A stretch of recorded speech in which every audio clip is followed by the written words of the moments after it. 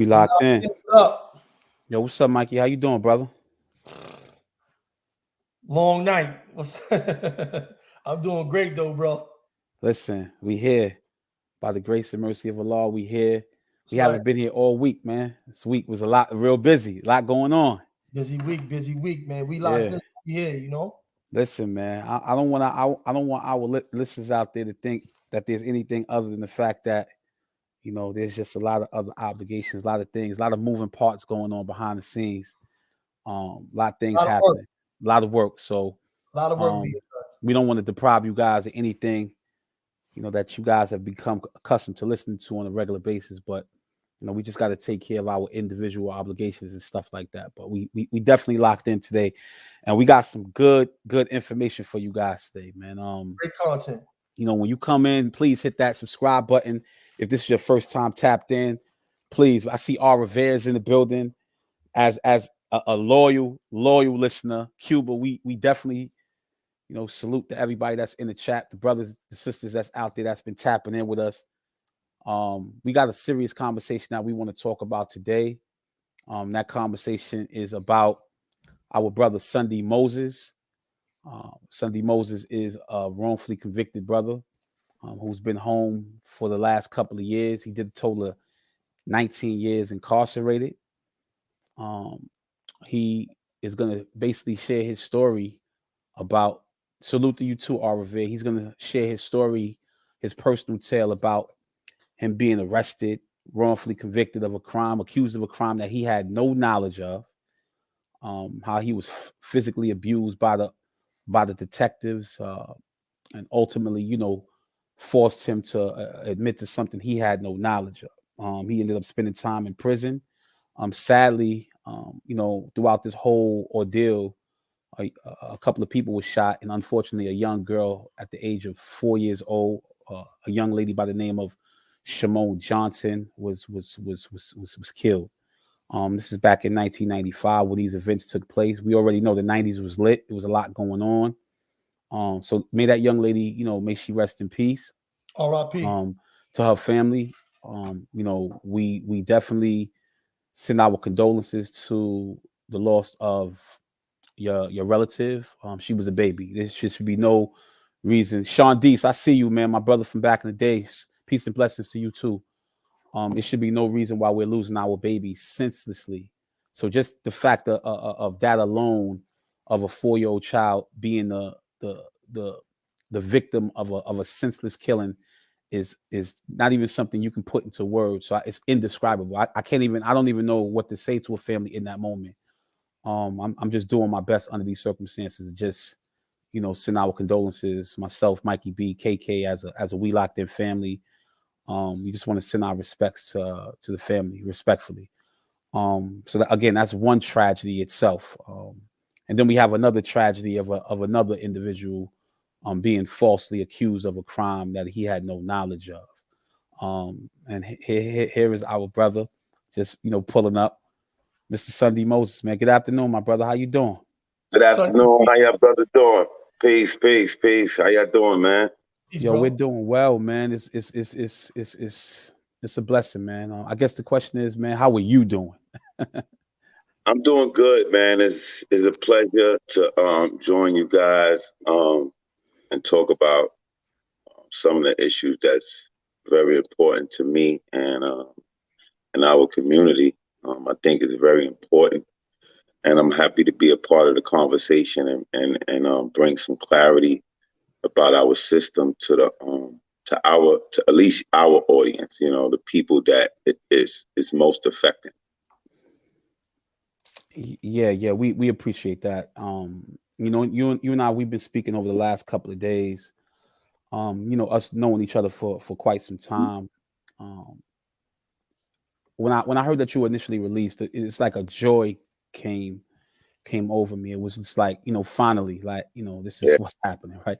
And we're living in a time period in which where things are, it's no more, I shall say the secrets are no longer there. There was a time when, you can do stuff, and perhaps you might not know anything about it, but, now it's like we're seeing a little headway where, the injustices that our people, unfortunately had to endure, in this case, brothers like yourself, sisters like yourself, some justice has now been manifested and bestowed upon you guys. So, you know, we're glad that, you know, you're here to share that story with us, that we can talk, we can have that difficult conversation. And before you pulled up, I was just speaking about the young toddler, Shamone Johnson. I was sending our condolences to her family regarding her loss and how tragic it is that, you know, we as a community, we lost a baby who was not able to, you know, live and see its promise. You know, just that's one tragedy in and of itself. And then to compound that tragedy is then now to take another young life, in this case yourself, and kind of just like, you know, rip your whole world upside down, and so many things that we're going to obviously discuss today that I know, you know, we definitely need to talk about. So before we get to that, again, if you're just pulling up for the first time, if not, I'm everyone knows, I'm your host, Moshe Canty. I'm here with my co-host, Mikey B. KK will be joining us shortly. I'm here with our special guest, Mr. Sundhe Moses, who spent a total of 19, if I'm not mistaken, was 19, correct? Yep. Spent a total of 19. A little less than 18 and a half. 18 and a half. Yeah, that's 19. We throwing that all up in it. We're gonna we're gonna round that off to the nearest 10th. You know what I'm saying? So, you know, our brother Sundhe Moses, you know, who spent a total of 19 years incarcerated.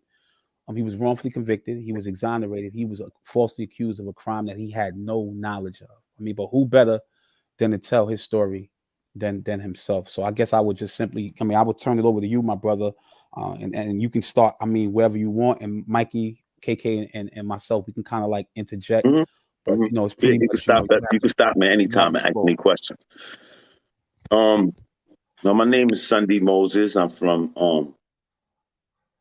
Brooklyn, New York, and from a housing projects called Fort Greene, born and raised. And before I actually get into the story, I would like to piggyback off of what you said. Something that I always do is to send condolences to the family of the crime, and to actually all the families that were involved, because there was actually 5 victims in my case, right? So I like to send condolences there. I like to make a statement that I think, you know, comes from my heart to the victims, and that there's more than one victim here. There's more than one victim as far as the deceased here, as it pertains to the subject that we're talking about. We're talking about injustice. And injustice was done and compounded, right? Meaning, you know, we have a tragic situation where a 4-year-old girl was killed and 4 other people were shot. But then you turn around and you arrest the wrong person for it. So that's what I mean by the injustice was compounded, because the mother of these victims and the family of these victims definitely felt the backlash from some of the corrupt stuff that the cop did. So, you know, to begin with the story, back in 1995, there was an award show, the Hip Hop Source Awards. The Source magazine. It was right. There was a popular hip hop publication, and this was their first award show, and they had it in New York. So at this award show, it's memorable because that's when it's like the kind of the time where the East Coast, West Coast kind of beef was sparked at this award show. So allegedly, there was an individual there that was robbed of some jewelry, right? A Rolex watch and a necklace and some other things. And allegedly, a fellow by the name of Benjamin O'Gara, who is from my neighborhood, who goes by the street name Killer Ben, he was allegedly the perpetrator of this robbery. 2 days later, Benjamin O'Gara was killed at a payphone on Myrtle Avenue in Brooklyn, in my neighborhood. Subsequently, after that, sort of like a war started. There's a lot of shooting going on because of the robbery and because of the death of Killer Ben. During those shootings, it reached its peak when a little girl was killed. Shamone Johnson was roller skating in front of her building in Brownsville, Brooklyn. And when perpetrators approached and got out and pulled out firearms, two individuals, and they started firing. And Shamone Johnson on roller skates in front of the building was struck twice by those bullets and was killed. And then 4 other people were shot during that shooting.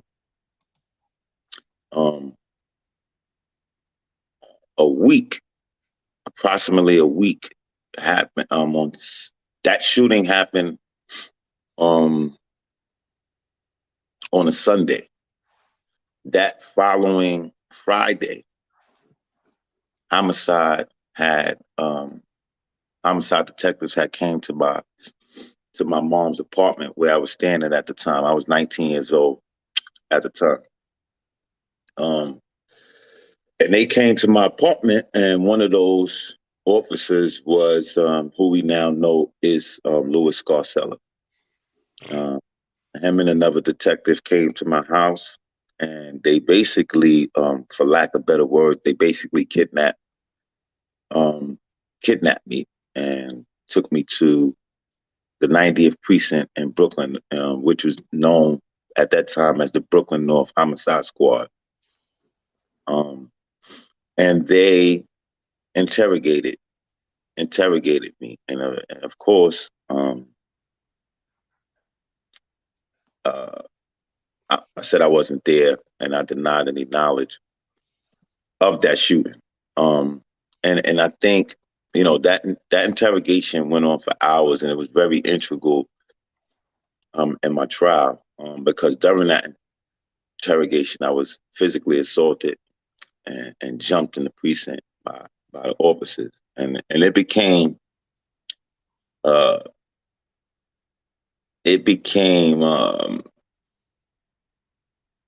almost a fight for survival, because the circumstances that I was in were serious, and I don't think many people probably experienced that, right? In the sense where I was kidnapped in the real sense of the word. Nobody knew where I was at, even though they took me out of my house. Nobody knew where I was at. It's not like when they left, my mother wasn't home. Really, none of I got a big family. I got 8 brothers and sisters, right? So my sister was home, but at the time she was sort of young too, right? In the early 20s and stuff. She don't really know the streets. She don't know the law. When they left my house, they never left a card saying, hey, we taking them. I wasn't under arrest at this point. legally. But what they was doing right there was seizing my person. Under the definition of an arrest, I was arrested because I wasn't free to go. And when they left the house, they never said, well, we taking them to the 90th precinct. So while I'm there, my family don't know where I'm at. They actually had to call all around New York and Brooklyn to find out what precinct I was in, where I was being held, So I was interrogated, I was assaulted, and then put in the lineup and so-called picked out the lineup. Also, in addition to that,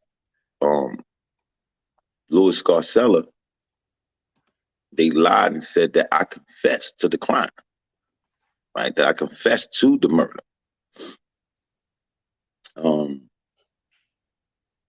And, I sat on Rikers Island for almost 2 years.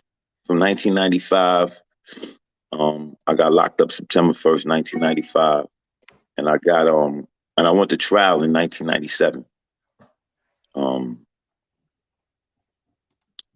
And then and then the experience on Rikers Island, for those 2 years was an issue separate from That was nasty being, down there. yeah, that. Yeah. It was, and it was a tough time. So that's something separate that I had to go through on top of fighting a case that I wasn't even there, had nothing to do with. I didn't know the witnesses, the area that they saying the shooting happened. I never was there. Nobody there knows me. I know that. And so I go to trial with my co-defendant. Now I have a co-defendant in this case. Now my co-defendant, and I can say this now, my co-defendant really did the crime. Right? He was locked up before me. He got locked up the same day the shooting happened because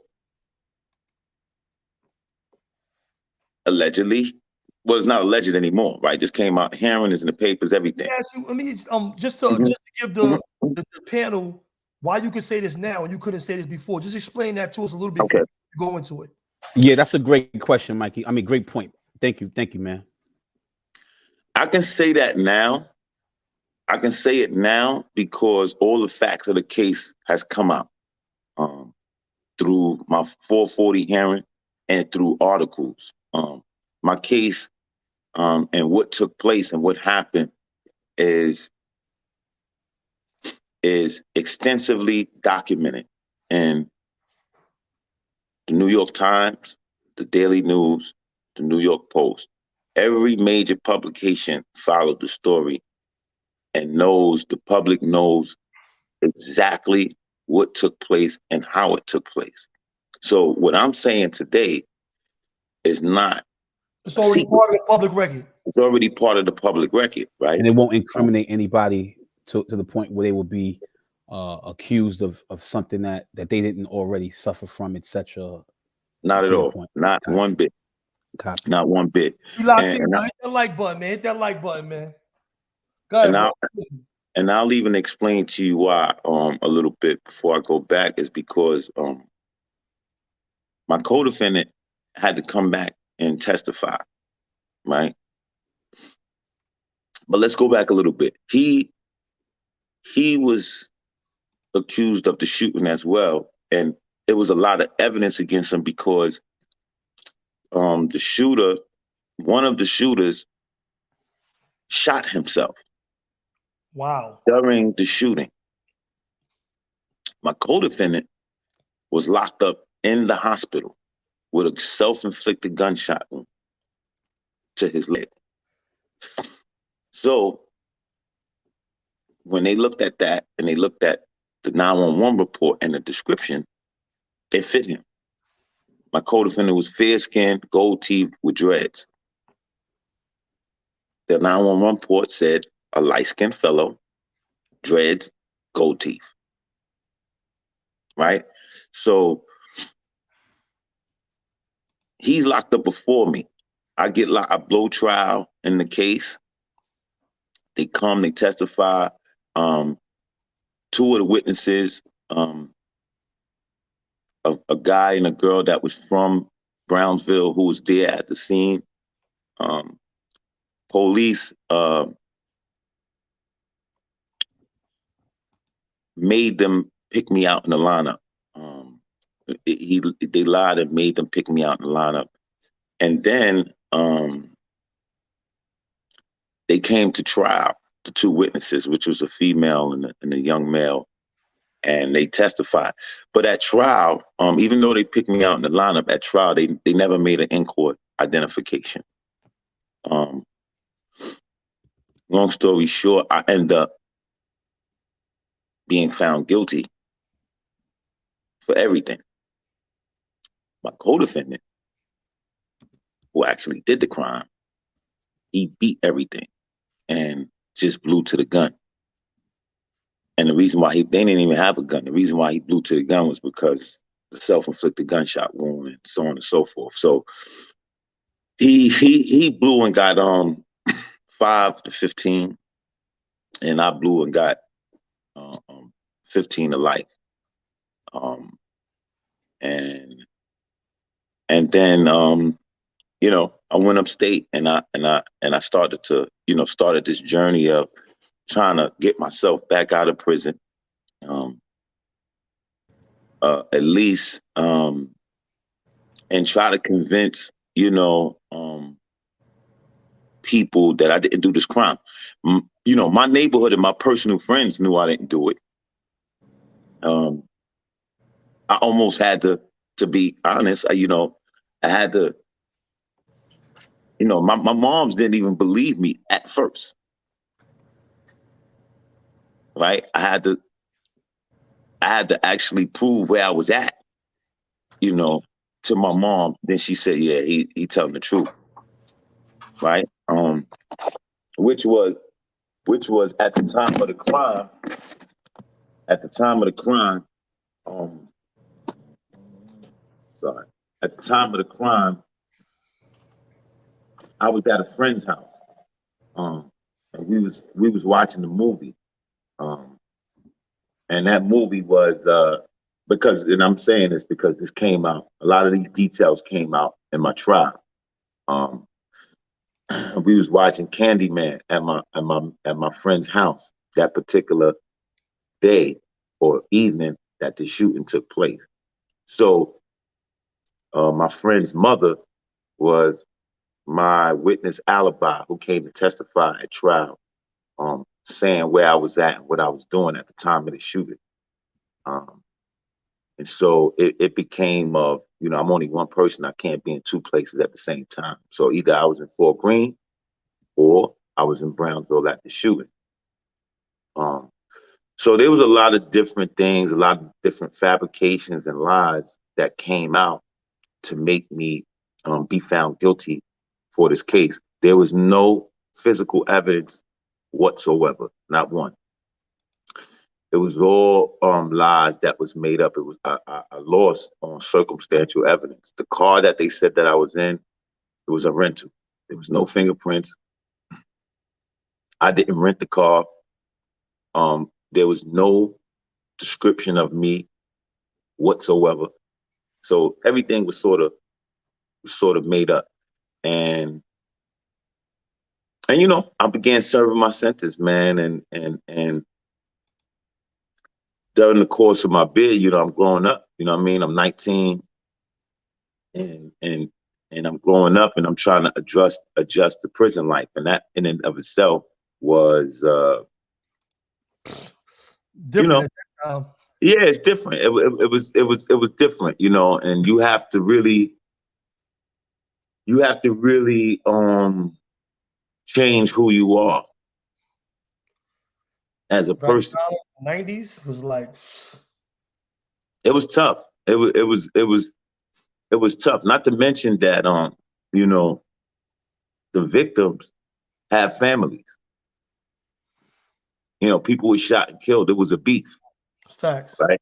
That I didn't commit. So that's something that I have to worry about as well. You know what I'm saying? Defending myself from situations where, you know, people might feel like, yo, he did this crime and he did this, he violated my people, and want to come at me.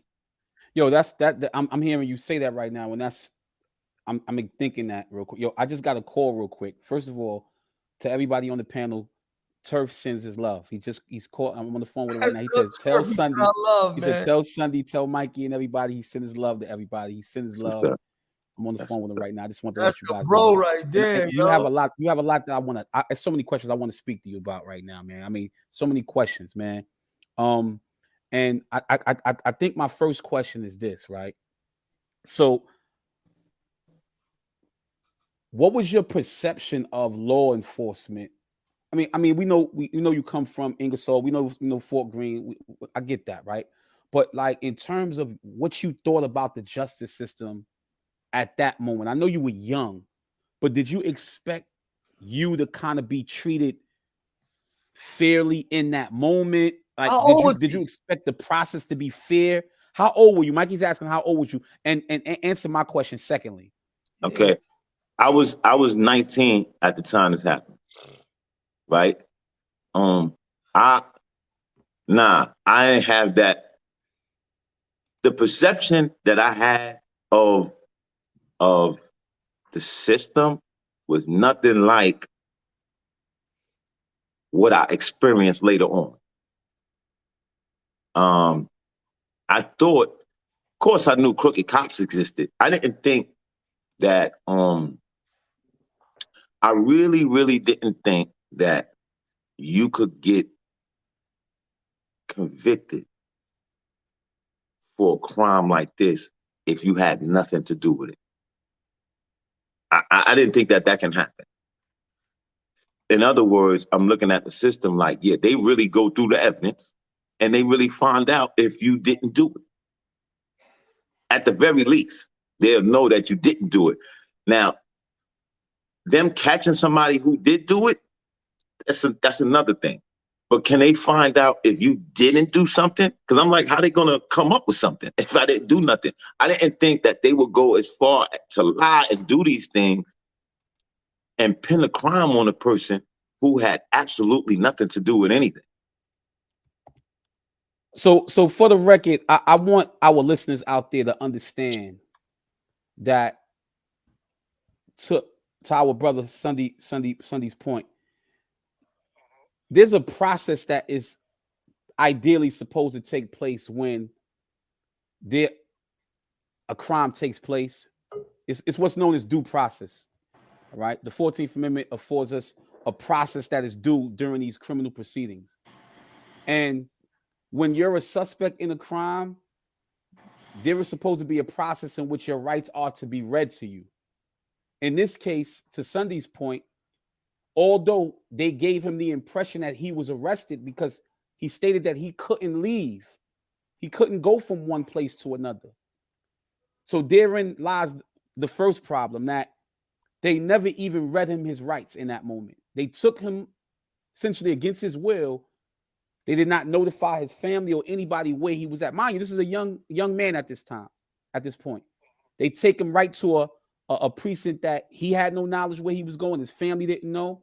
They don't read him his rights. And they begin questioning him about a crime that took place. Now, procedurally, if they felt that he was a suspect in that, and he admitted that they thought that they was going to either make him a suspect or that he was, they were supposed to read him his rights. But in this case, they did not. And we're going to get to why they did not read him his rights, because of the officers who were there. We're going to talk about them and their reputations and who they are. But we'll get to that, inshallah. I apologize, Sundhe. Our brother KK here. KK, this is Sundhe. How you doing, KK? Nice to meet you, bro. We can't hear you, K. You got it. Peace and blessings, bro. Peace. Sorry for the delay, man. I'm just still at work. I'm trying to tear down the wall and all this other bunch of stuff. But work, bro, work. Yeah, I was tuning in back and forth. I had it going on back and forth, man. And the sad thing is, there's just so many stories like this that need to get out, man. You know what I mean? And for one, I just commend you for your just for your honor and integrity, man, your strength and fortitude, just to keep on pushing it and actually be here. Because one of the things that keep coming up, and I just had this conversation the other day, just with the traumas and everything that we get affected by during this particular time. So, and I'm just looking like even more so, I'm thinking from when you're actually innocent. And they had asked me on the thing when I was being interviewed, and they said, "Yo, did you do it?" In my particular case, I admitted it. I said yes. And understanding what I went through, I can't even imagine, like, just the mentality, knowing that you didn't do something and then holding you for all of that time and have to succumb to what we go through in prison. You know what I'm saying? On a day-to-day basis, bro, is sickening. I mean, it's sickening, man. And just like your mentality now, though. I don't know if this was asked. I didn't hear the whole exact name, but your mentality now, like, how did it differ from you just sitting inside of there, knowing that you didn't do it, you know what I'm saying, and the thing that you was affected by actually trying to adjust to now? KK, can before you answer that question, Sundhe, Turf wants to address you real quick, Sundhe. He wants to speak. Sure. Hold, go ahead, Turf. All right, peace, Sundhe. What's happening? What's up, Sean? What's the word? What up, man? Peace, man. Yo, nice to hear from you. Nice to hear your voice, man. I'm glad that that you're doing well, and you know, we definitely fighting for you, brother.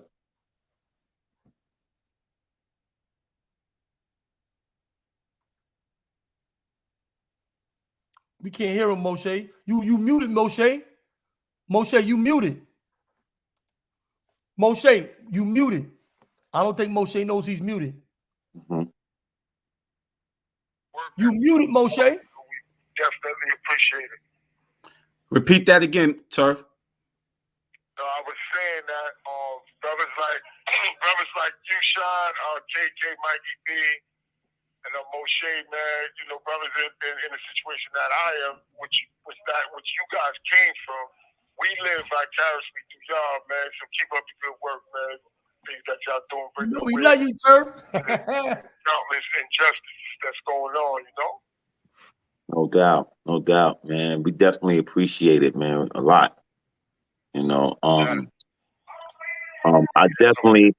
This is definitely what's the topic today? What's going on? What's going on the topic is that Turf was good, bro. Sundhe, he said Salaam alaikum, K. The topic is that we're talking about the injustices that Sundhe unfortunately had to endure, you know, with him being framed, falsely accused of this crime, and the, you know, all of the hardships he had to endure as a result of that. And in addition to that, we're also paying homage to the families who, you know, unfortunately experienced that trauma that they suffered by the loss of the young lady, Shamone Johnson, as well as those other individuals who were shot in Brownsville on that day that this tragic event took place. You know what's important? You know what's important, Sean?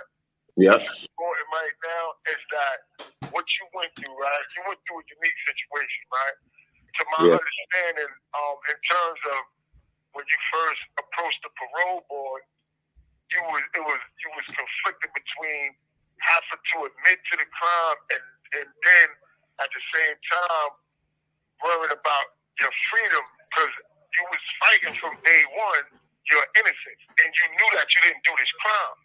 But the way the parole board is set up, it's like if you do not admit to the crime, that looks like a conscience of guilt in their eyes, and then you'll be subjected to getting hit with 24 months or 18 months.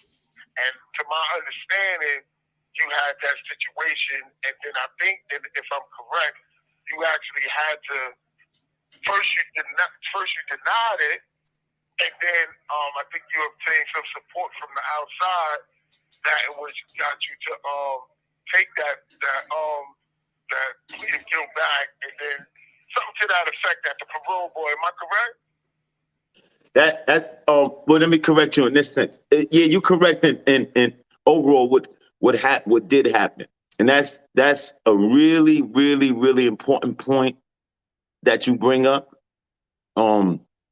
What actually happened was, and let me just say this: during the course of my bid, and all of y'all know because we've been in the same place.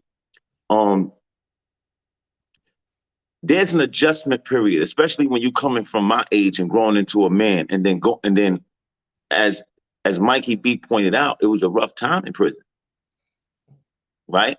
So during the course of my bid, right, on top of me getting that, I caught a new charge in prison, right? So it was all of those things, right? I always felt that even though I didn't do my crime, it was a really messed up crime, right? Because a little girl was killed. So now I'm up to right. So now I'm going to the board and I'm looking at everything in its totality. I'm saying, I did a lot of box time. I caught a new charge in jail. And then a little girl. So now at the time I'm going, the story about Scarcella didn't crack yet. It didn't crack yet.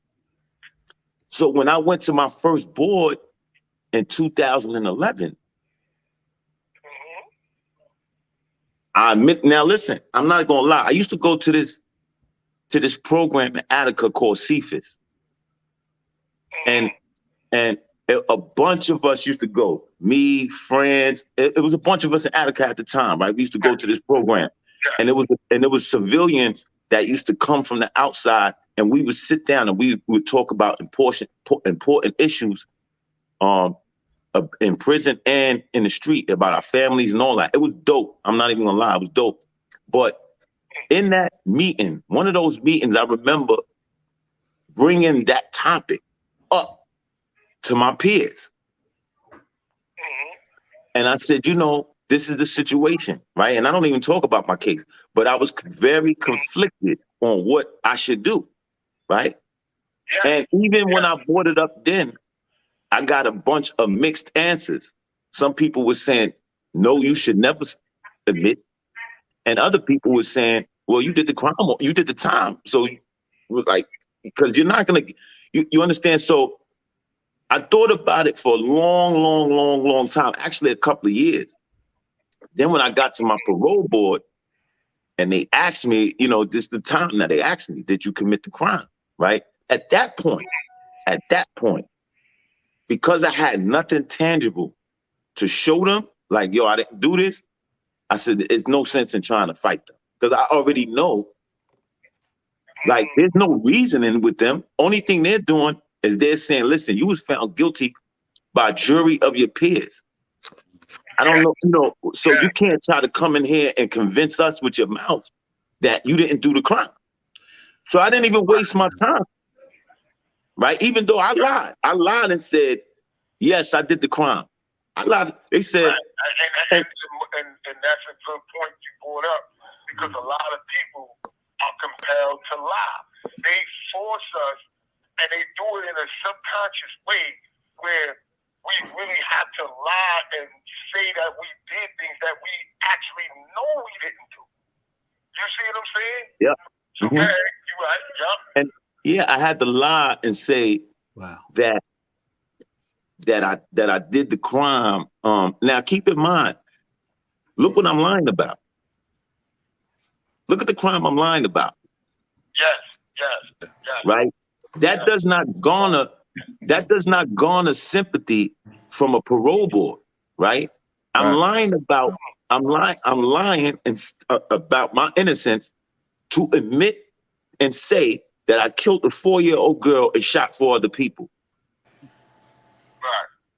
You know what I'm saying? So when I admit and say that I did it, I got denied anyway. I already had in my mind that they probably not gonna let me go for a long time. If they're gonna let me go, I had that in my mind. That I didn't have no hopes of like, yo, I'm gonna go home my first board or even my second board. Yo, hold on. I gotta say I'm gonna do man. a lot of time. Yo, I gotta say something. This is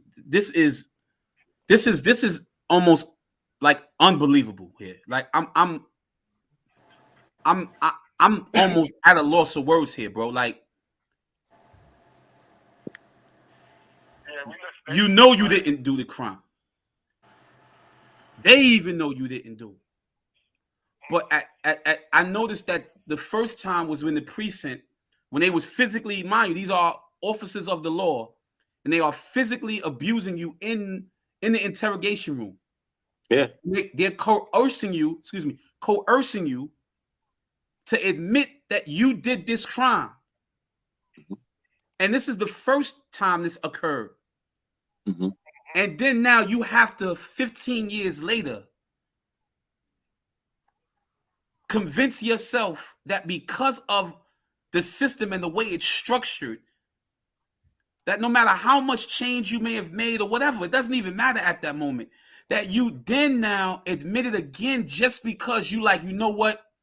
It don't even matter, man. It's the way the apparatus is set up that it don't even matter what I say. Now, mind you, you just admitted something, Sundhe, that Scarcella, all of this stuff didn't come out yet. So For the record, Right. we're gonna get into who Scarcella is. He's a New York City former disgraced. I'm gonna state this: disgraced. Disgraced. You need to look him up. His name is Louis Scarcella. His name is in the title. He's responsible for over a dozen men and women being exonerated and released. Over 2 dozen because of the inhumane and unjust, illegal stuff, that the tactics that he was doing. And Sundhe Moses just happens to be one of these individuals. Mind you, I'm sorry. No, go ahead, big bro. Go ahead, big bro. Brother Moshe, mind you, this was what they called common practice. From the 69th precinct to the 67th precinct to the 79th precinct, 88. You can name the rest in Queens, 104, 111. The list goes on and on.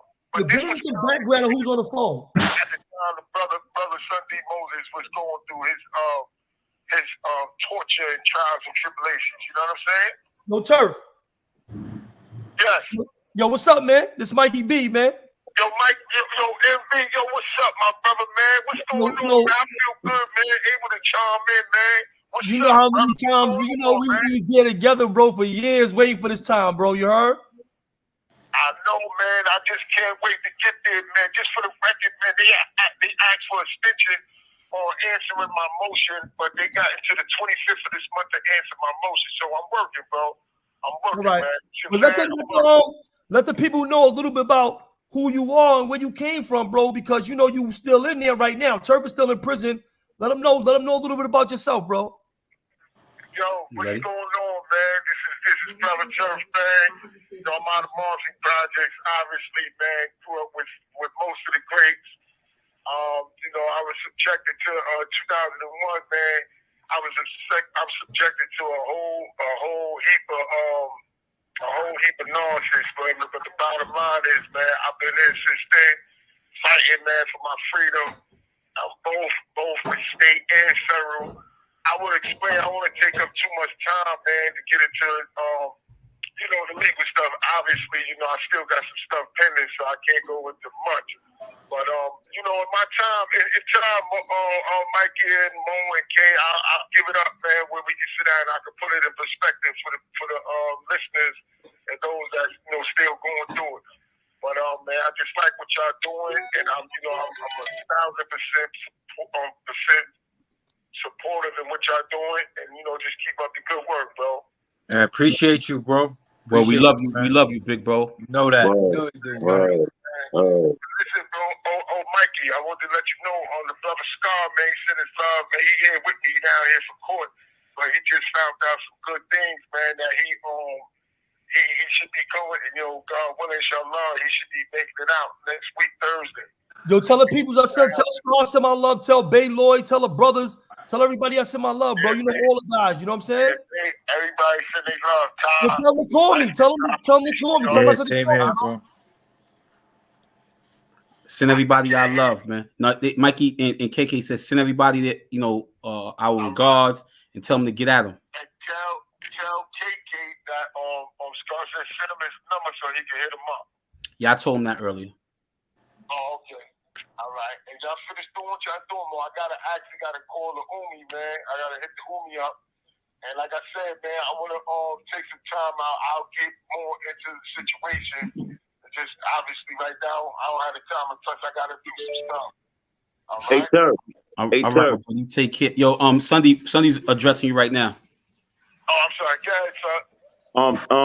I'm glad you called in, man. And anything that I could do, and any resources that I have to help you in your journey, please reach out, brother. Definitely appreciate it. Your assistance, and definitely appreciate what you're doing again. And I sure will be in touch, all right, bro? Definitely. Salam alaikum, my brother. We love you, man. All right. Wa alaikum assalam, my brother. Yo, we love you, bro. Yo, we apologize. And for the record, I see the brother Jay Burton is just pulled up. For the record, our brother Turf is calling from inside a penitentiary, man. He is fighting for his freedom. A lot of injustices took place in his case, as they took place in our brother Jay Burton's places in his case as well. This brother Jay Burton has been in down since he was 16 years old, and the brother is 49 years old now. So he's been down 33 years, and we'll obviously get to that because that's a whole nother. We got a whole bunch of stuff to talk about. That brother's been down for years. How you doing, Jay? I'm blessed, brother. How my brothers doing today? Man, we good. Nice to meet you, Jay. By the grace and mercy of Allah. Jay Burton. This is Sundhe Moses. Sundhe Moses. This is Jay Burton, man. Nice to meet you, Mr. Bird. Nice to meet you, big bro. You were saying something about the parole board. I'm talking to Brother Sundhe. That's the way it is here. You know, I'm over here on the West Coast, out here in California. I'm originally from Watts. I went to my parole hearing back in 2017, my first youth offender parole hearing, and unfortunately, I've been in here for a case that somebody in the hood committed. But I've been riding the beef all these years, right? So it was when I went in there, I already know how these pigs are gonna work, and these pig boards. I already know how they're gonna work, and I was trying to figure out how do I explain to him that I didn't do it, but still have some type of sympathy for the people who have it's a deceased in my case and a few attempted murder. I have a murder, about 3 or 4 attempted murders. And how do I reach out to them as well as maintain your innocence? I even told the parole board, I guess next time when I come in, I'm just going to say I did it just, so I can get out. But I use them type of words, right? But it's a catch-22. Because when you go into the parole boards, you explain to them, look, I had nothing to do with this. They're not trying to hear that. And you got a lot of people who are actually factually innocent of crimes, but they are not trying to hear that. The only thing is, well, you was convicted by your peers. Why haven't you been programming? And so I was going through that, and when I was talking to these people, I was talking to them in a very respectful manner, and they told me, look, you came in there talking like you was a lawyer. You act like I was like, what you mean by that? You didn't come in here and talk like you was an inmate. And I felt like they was like degrading me when they stated that to me, right? And but I said, keep your composure, because that's what they supposed to do, to see how you react to how they respond. What you say, Mikey? That's what they're looking for, bro. I went to 7 parole boards with, really more than what you're going with now. Like, I mean, he'll tell you coming from an innocent perspective, but I seen a lot of guys. I seen guys. One of my friends, Haji, he went to the parole board innocent, and said he was innocent. And he actually made his first board. We're gonna have Haji up here soon. Haji did 25 years and made his first board. I'm right about that, right, KK? But showing insight, showing change in your life while you're in prison, is key, and insight into the crime. Let me tell you something. If you just try to say you're gonna plead guilty in a backhanded type of way and not with sincerity, then they're gonna hit you. Because they're gonna say you're calloused and that you're not showing real remorse. So if I'm saying if you are really gonna take that route, we could talk behind the scenes about that, but you're gonna have to show insight into the crime.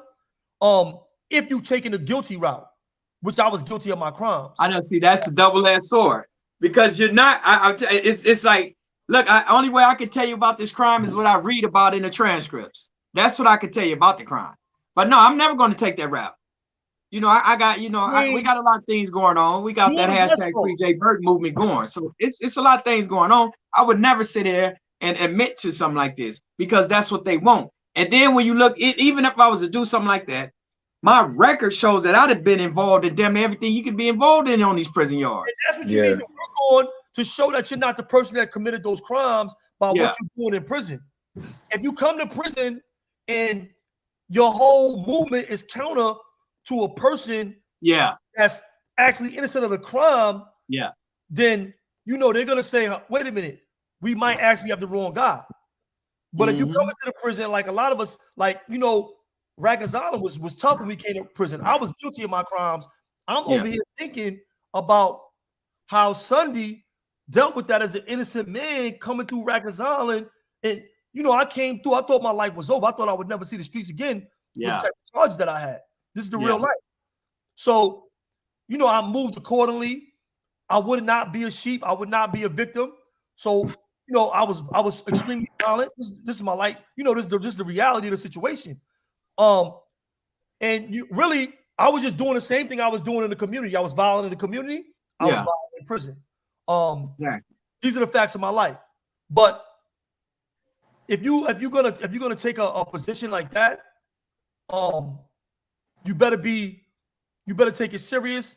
And if you want to get out, I would suggest that you have to show real remorse and insight into your crime. If you can't show insight, then they're never gonna let you go. So right. even just to add on, even insight in crime, like, so if you did it, a lot of times they have a wealth of information about us that we don't really realize, right? They know a lot about us. So they're like, all right, he's just addressing this one particular thing, but we have this whole record of you as being this and being that. Like in my case, I was nervous about the gang situation because I had a federal watch sheet, right, for gang activity. Then as far as administration, I had crazy write-ups, unauthorized organizations in my joint a couple of times, whereas me being like going to AMISEG or me just being locked up for something, not even if I did, but they just putting a charge on you, like, oh, you're inciting this, or you're able to organize people or get people to do that. So that's in there. They be having that stuff in their records. So now you come to them from a standpoint where you're addressing basically like, listen, in this, I was involved in this or this particular ticket in the past and this, Now you're kind of taking that away from them because you're using that as a weapon for them. This is what somebody had told me, and I use this. He said, take the stuff that they have and weaponize it yourself. Right? Oh, you was a gang member. Oh, you had caught this ticket a couple years ago. Oh, you was involved in this. Now you can take that and use it to show our growth and how we actually move forward. Like, all right, yes, I was involved in this particular thing, and even though I did not do this, right, how I was affected still, or how I know other people's family was affected was this, that, and the third, because I know that this is a continuous cycle that doesn't need to happen because I was caught up in the same cycle. Can I say this? Yeah, I think this is a great topic, and I want to make this point. When we talk about injustice, it reaches every corner of our criminal justice system. Yes. Now, just to clarify, because I understand and comprehend everything that everybody just said, and everything that everybody just said is, one, true, and two, their own experience with the parole board, right? But now let's talk their legal responsibility as the parole board. The parole board, and this is for the listeners because we know this, the parole board is not there to retry your case. You're right. Yeah. That is not their purview. That's right. Legally, that's what a court is for. That's right. If you go to court, the judge is the only and sole person that can say guilty and not guilty. That only happens one time. When you go to a parole board, their only job, and this is embedded in our law, right? Their only job is to make sure that you are or aren't ready to return back to society. That's it. They're not there to see whether you did the crime or not. That's already been adjudicated. You did the crime. You did, right? Parole board. Right. That's already been adjudicated. So when you bring up information about you're not doing the crime, so on and so forth, that is one of the things that's boilerplate, and one of the things that they're going to say to you. They're going to say, Mr. So-and-so, we're not a jury. We're not going to retry your case here, right? And then they're going to go on to start breaking down who you are as a person, what you did in prison. The problem with that is they do judge you because of your crime. Yeah. That's the problem. And And the reason why I'm bringing that up and highlighting it is because not only is there an injustice with the cops in our community, the court in our community, it's also the parole board in our community, right? That is separate. The parole board is a weapon in and of itself. The reason why is because they don't answer. The parole board doesn't answer to a court. They don't answer to the court. This is why, even though I was released on parole, because the parole board felt that I was innocent based on what I presented. But I still was on parole when I got home, and I still had to fight my case. So that just tell you that the court and the parole board, what they do, the parole board is a little carte blanche with what they do, because they don't answer. They answer to the governor. That's who tells them what to do. That's their boss, not the court. So when you go in there and you say these things, in my case, just to give a little direction, because even though we talk about our problems, I like to give a little bit of the solution and what I did. In my case, I had got a letter from a professor named Daniel S. Medway. And he wrote a letter. He worked at he was a professor at Northwestern University. And he wrote a letter to the parole board explaining to them the peculiar situation an innocent person finds themselves in. And he used your words. He said catch-22, but he really got deep in this letter, right? Mm-hmm. And I'm talking about, in this letter, he talked about where confessing even come from, right? Where you had to confess in the church. Church, yeah. And then how it sprinkled down all the way into the courtroom. And he started explaining what its purpose is and how an innocent person is in a catch-22 based on the fact that when you say that you're innocent, usually at a parole board, that's used against you. Yeah. Yeah. Right? Yeah. So you're not admitting, you're right. Right. So in my letter, this professor pointed all of this out. And he asked the parole board, could you not use his claim of innocence against him?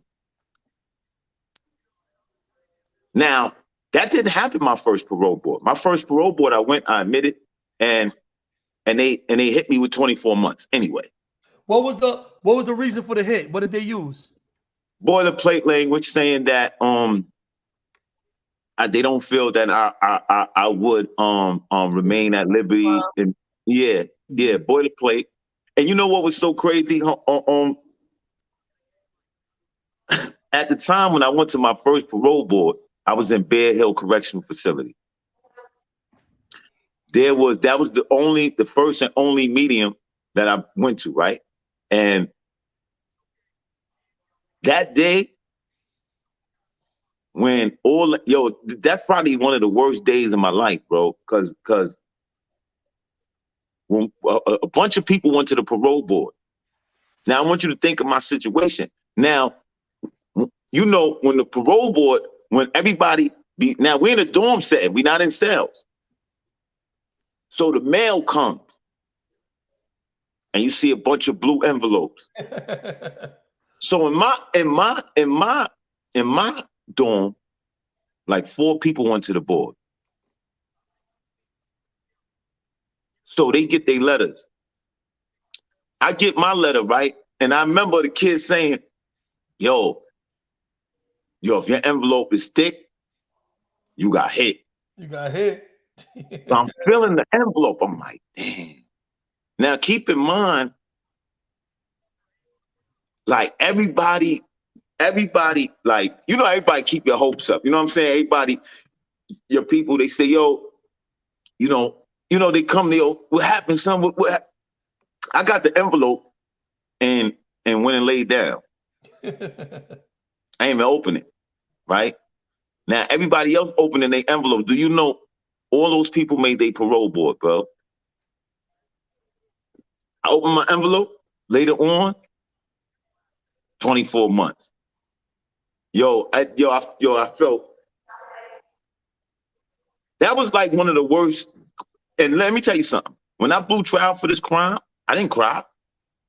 I wasn't, I went through a lot, bro. And that right there, when I seen everybody got they good news, and then I got hit, I was like, damn, that was one of the worst days spiritually and mentally for me, right? Not even the box did that. None of that did that. But that right there was like very, very, very, that hit me. So now, even though I admitted to the crime and I did everything that I thought they wanted to hear, they still hit me, right? So now I'm like, damn, that strategy didn't work. And now I got to stick with that story. But in between the 2 years, 2011, before I can get to my next board in 2013, that's when the story broke, right? So when that story broke, I was able to now, when I went to my second parole board, I said, hold up, that crime, I said, when I went to my first parole board, I lied to y'all. I said, I lied to y'all. The parole commissioner, he says, so you lied. He said, so basically, why should we believe you now? Right? And I told them the reason that I lied. I said, listen, okay, let me back up a little bit.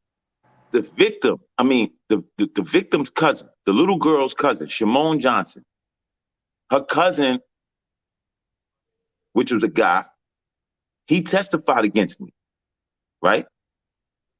Years later, when I'm at this parole board, he wrote a letter and apologized to me saying, listen, I lied at your trial.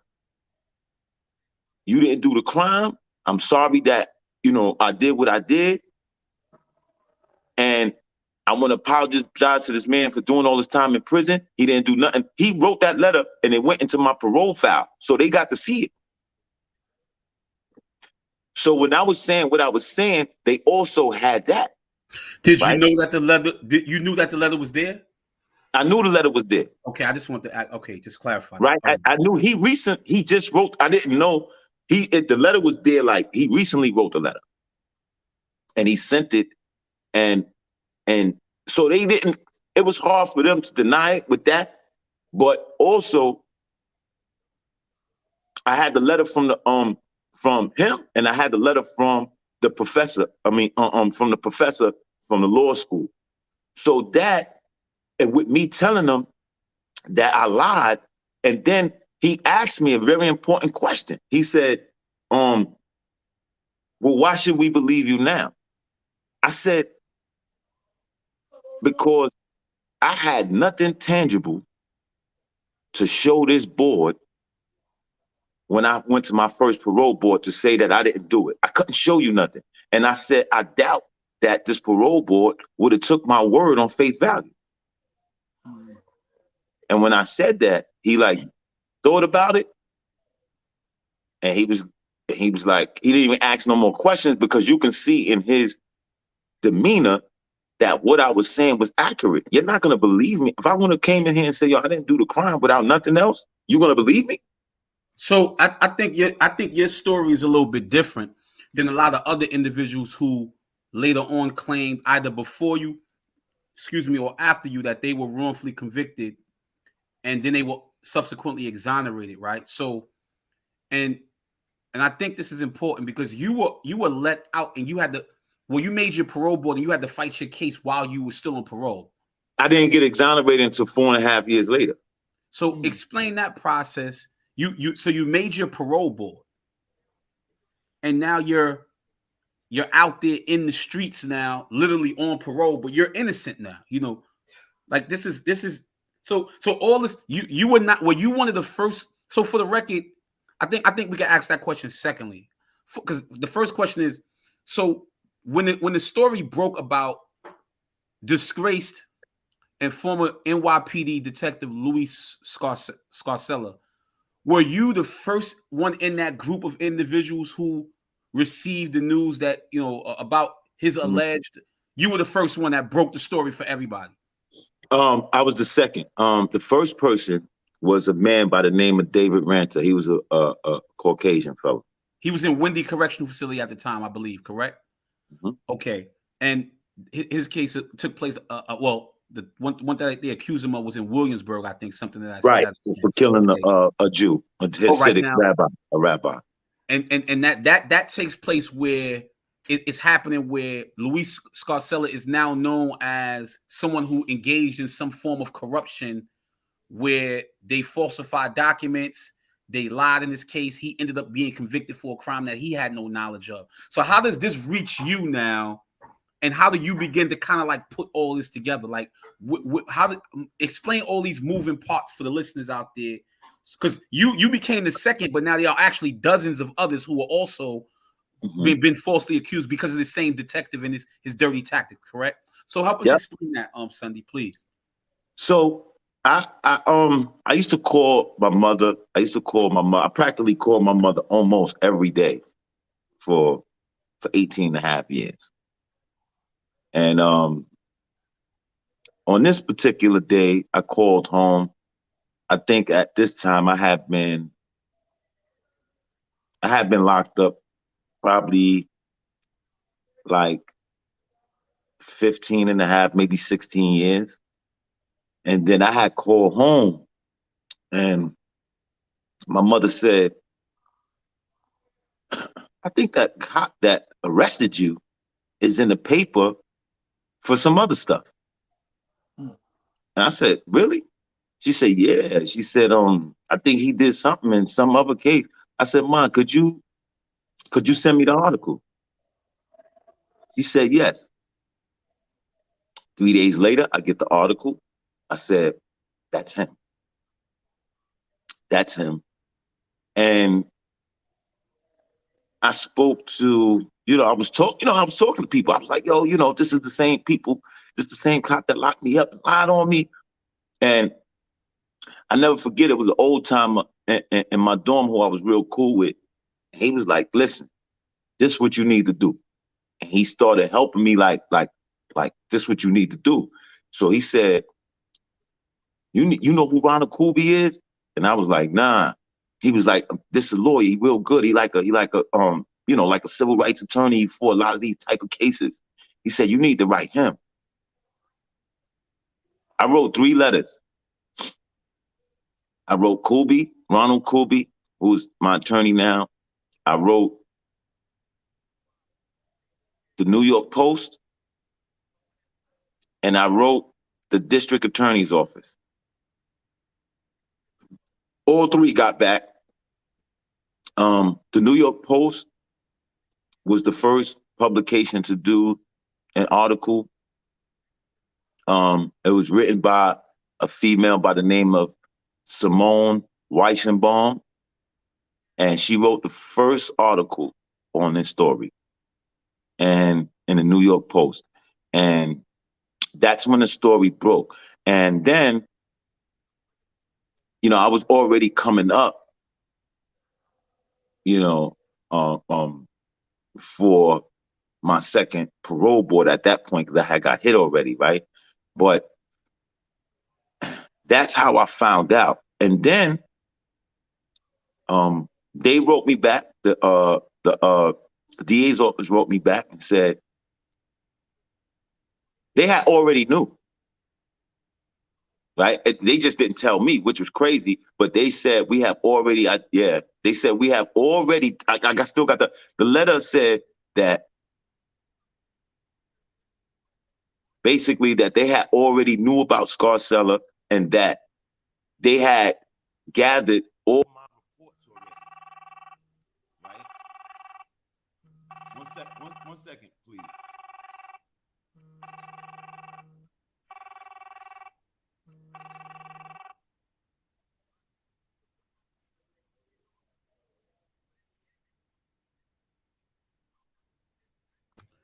Y'all tuned in to We Locked In.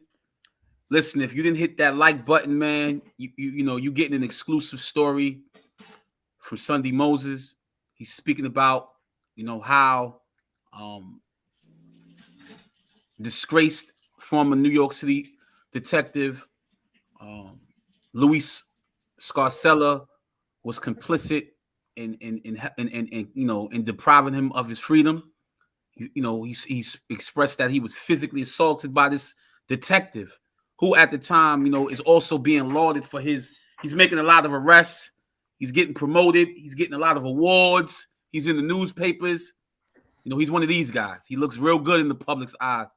But a lot of that came out later on of the dirt that he was doing. But I apologize, Sundhe. Please hit that like button, man. Go ahead, my brother.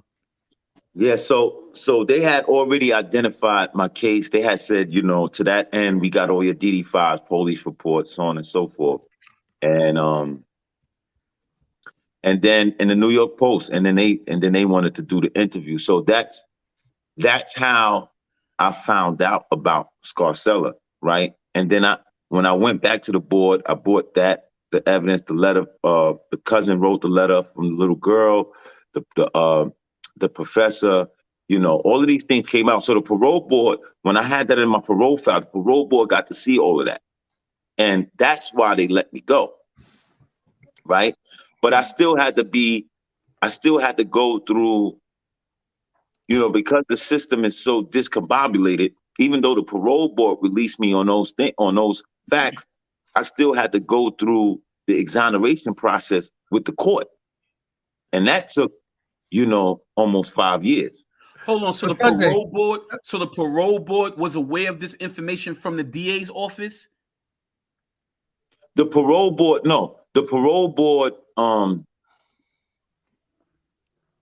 received this information. What I was saying that the parole board received this information and they released me, right? But what I'm saying is they felt that I didn't do the crime based off the letter from the cousin, and all the other events. But I still had to go to Supreme Court now and convince them that I didn't do the crime. So hold on real quick, Moshe. The parole board cut you loose and they know you was going to get exonerated. So they said, hold up, we got to stop this money because he's about to get a lot more money and we don't want to give him no more. Let's get him out of here. A lot of guys get their money. Right. I feel that a lot of guys get their money in the streets. Right. Got his money in the streets too, right? Yep. And Shabaka. Yeah. All these guys get their money in the streets. So and you know what? And I felt that if you ask me, do I feel that they feel that I was innocent?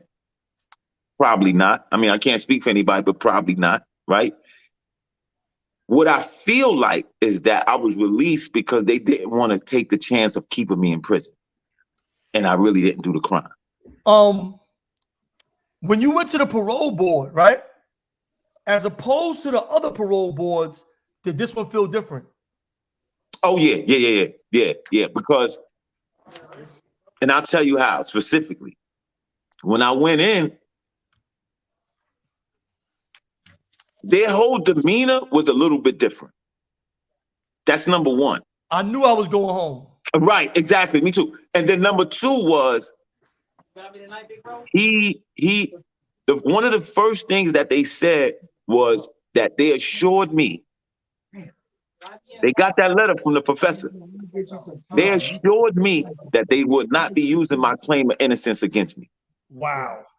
They said it. They said, listen, Mr. Moses, we will not use your claim of innocence against you, if that's what you know what I'm saying? So they was talking like that. Now, when I was a juvenile, I was arrested for a gun. But that's, it's youthful offender and all that, right? So when I went to this parole board, that's what he asked me about. He asked me about that firearm. And then I said, I told him I was young, 15, 16.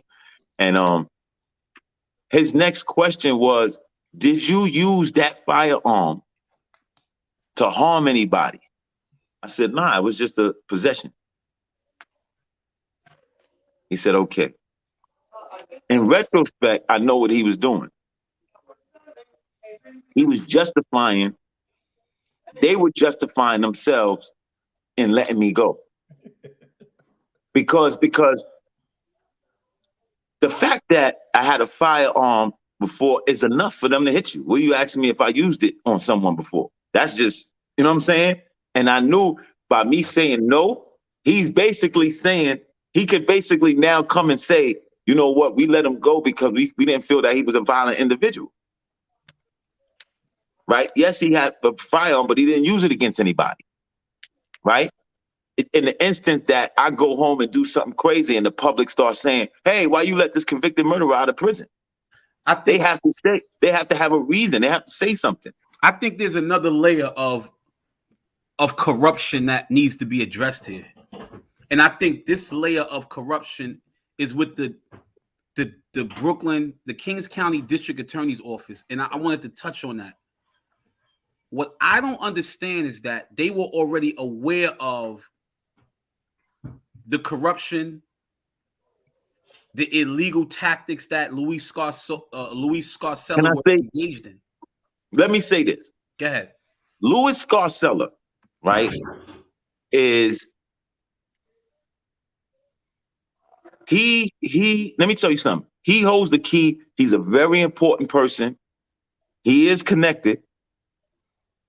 He's connected, right? Which came out, right? His uncle was in the mob, all of that, right? And I don't know if that came out in other hearings, but in mine it did.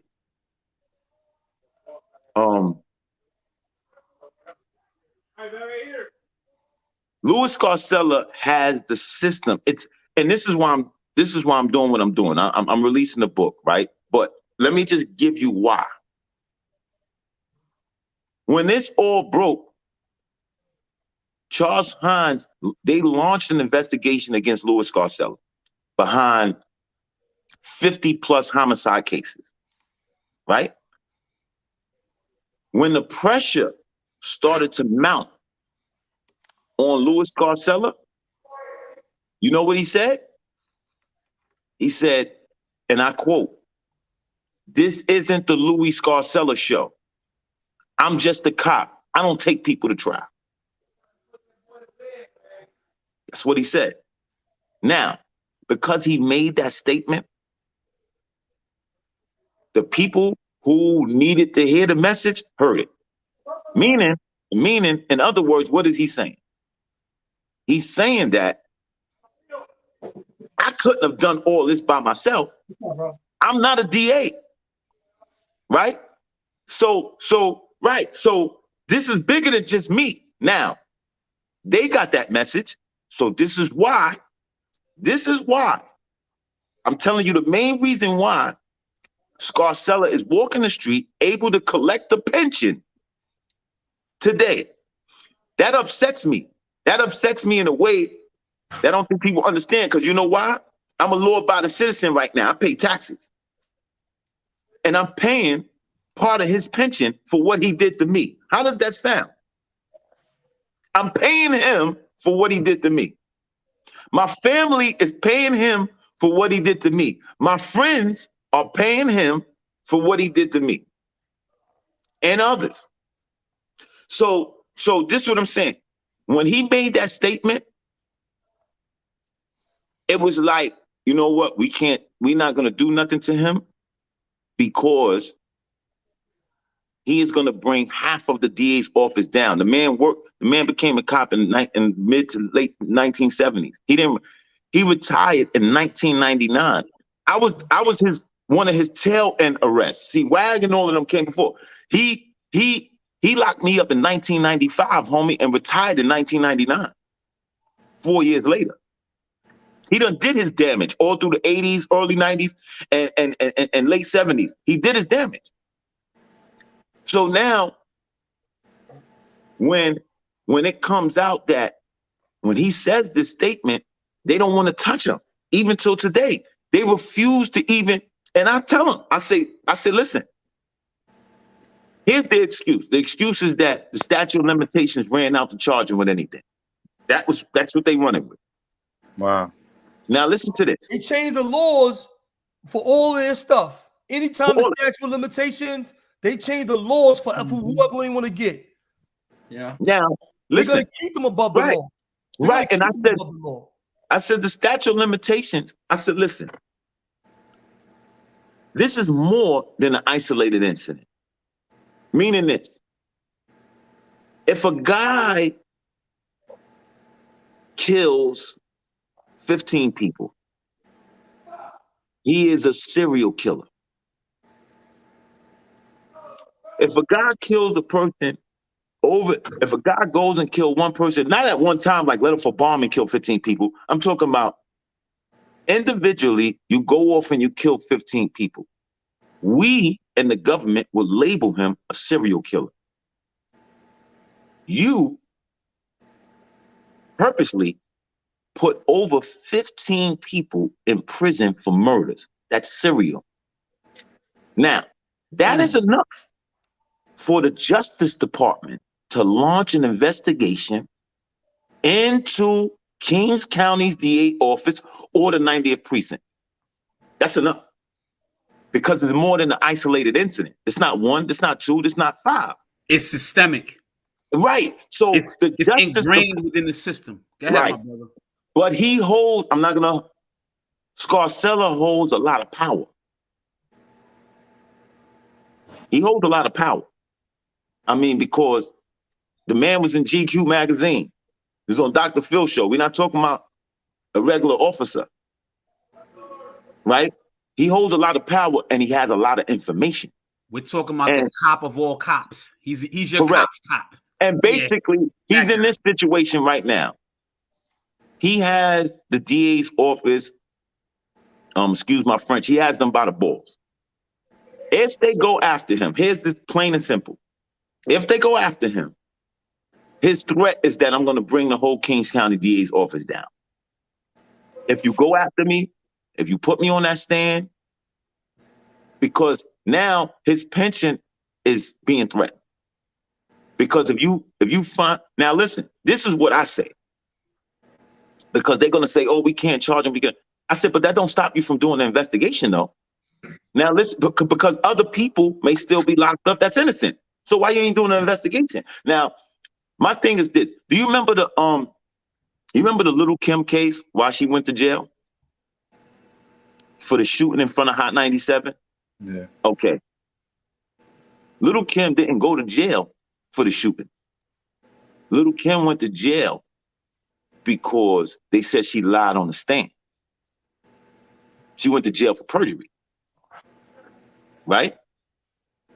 So now I say, okay, why don't you call Scarcella? You're not charging him. You're not locking him up, but you can subpoena him to court to have him testify about all these other cases. And if he lies, he goes to jail. See, this is how the feds, when they run into cases where like that, we can't charge Mikey B, we can't charge Moshe because the statute of limitations ran out. The next thing they do is they try to get you to lie on the stand. Because then they're going to convict you. Because, in the feds, you lie on the stand and you're going to jail if they catch you. So that's how they get around a statute of limitations case. I actually seen that happen with a black man who was embezzling, right? Who embezzled a bunch of money. And the statute of limitations ran out. And they ended up convicting him anyway because that's how they got him. They put him in a situation where he lied on this, and they asked him something, he lied, and they found him guilty. So I'm telling them why you can't do that with Scarcella, right? Why you just can't have, they don't even want him to testify. because they're afraid if too much pressure is put on him, he's going to bring down the system. So that's where it's at right now. And that's why he's able to be free. Because a lot of people say, well, you got exonerated. You know, all these people got exonerated. They proved that he did this. Like, what happened to him? When I tell people, nah, he's out. He ain't. They get surprised. They be like, hold up, how he did all that? And he's still able to be out. And see, and this is why I'm highlighting the multi-layered corruption that takes place in government. So we know that there is corruption on these different levels. We know now that this has come out. We know that not only what the 90th precinct was doing, but those tactics were also exported throughout the city to other precincts as well, where they also had officers, detectives in these other precincts, the 73rd, the 69th, the 67th, the 75th, the 84th, and the 111th, the 90th, etc., that we know were also using similar tactics. So can somebody mute their mic who's not talking? Could you tell them how to put that in a use envelope and send it to the field coordinator? Okay, I'll get it to you later. All right. Oh, that's Jay. All right. So if we know that these tactics were being exported to other precincts, we can only surmise that there are more innocent people that are sitting in prison now. According to statistics, I'm looking at the statistics now from the high court. They say between 2 and 10% of convicted individuals in U.S. prisons are innocent. So if you just take 10% of that at its high, it's what, 2.3 million people who are incarcerated. We're looking at over 200,000 people at the height that perhaps may be sitting in prison who are innocent, right? On the low scale, it may be anywhere from 115,000 or maybe even less, right? So that's a lot of people that are sitting in prison who perhaps may be innocent. So that's lets me know, and it lets all of us know, that there are levels of government that are complicit with these unjust practices, these illegal tactics that are being taken place. Which I know we just saw what happened the other day with the officers in Minneapolis. They stuck the key in the door. They opened up the door. Next thing you know, they open shots. They open fire immediately, right? So this is a common practice. When we were speaking in the past about COINTELPRO and the counterintelligence program, this is some of the similar tactics that the federal government, J. Edgar Hoover, and his counterintelligence program was using against political dissidents like the Black Panther Party, like Dr. Martin Luther King, with El-Hajj Malik El-Shabazz, with Medgar Evers, and H. Rat Brown, who is now known as Jamil Al-Amin, and Mumia Abu-Jamal. We can keep going on. The list. And Moshe, let me say that I want you to go on, but I don't know. A lot of people don't know this, but when this story broke, Scarcella's brother, he has a brother. His brother is also a cop. His brother committed suicide. Wow. His brother killed himself, was found in a Brooklyn apartment with a self-inflicted gunshot wound. So this is deep. This is not, I try to tell people, right, like, this is not a game, bro. This is not a game. You know what I'm saying? Like, they taking people's lives and they doing some real corrupt stuff. This dude killed himself. It's in the paper. You can look it up. His name is Michael Scarcella. Can I say something? Look, we hear these stories time and time again, decades after decades after decades, but we never provide solutions. And one of the solutions, I actually got two ideas on solutions. One of the solutions is being to do away with qualified immunity for pigs. Oh my God. We got to do away with qualified immunity for pigs, for judges, and DAs. Do away with that, I guaranteed you a lot will change. That's one way.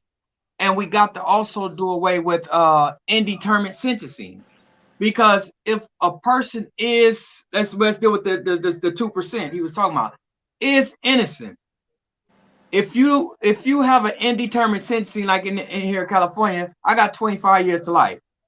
So I got 25 years plus a life. So the life was what makes it indeterminate. An indeterminate sentence is meaning that they can let you out whenever they want to, or you could just die in prison.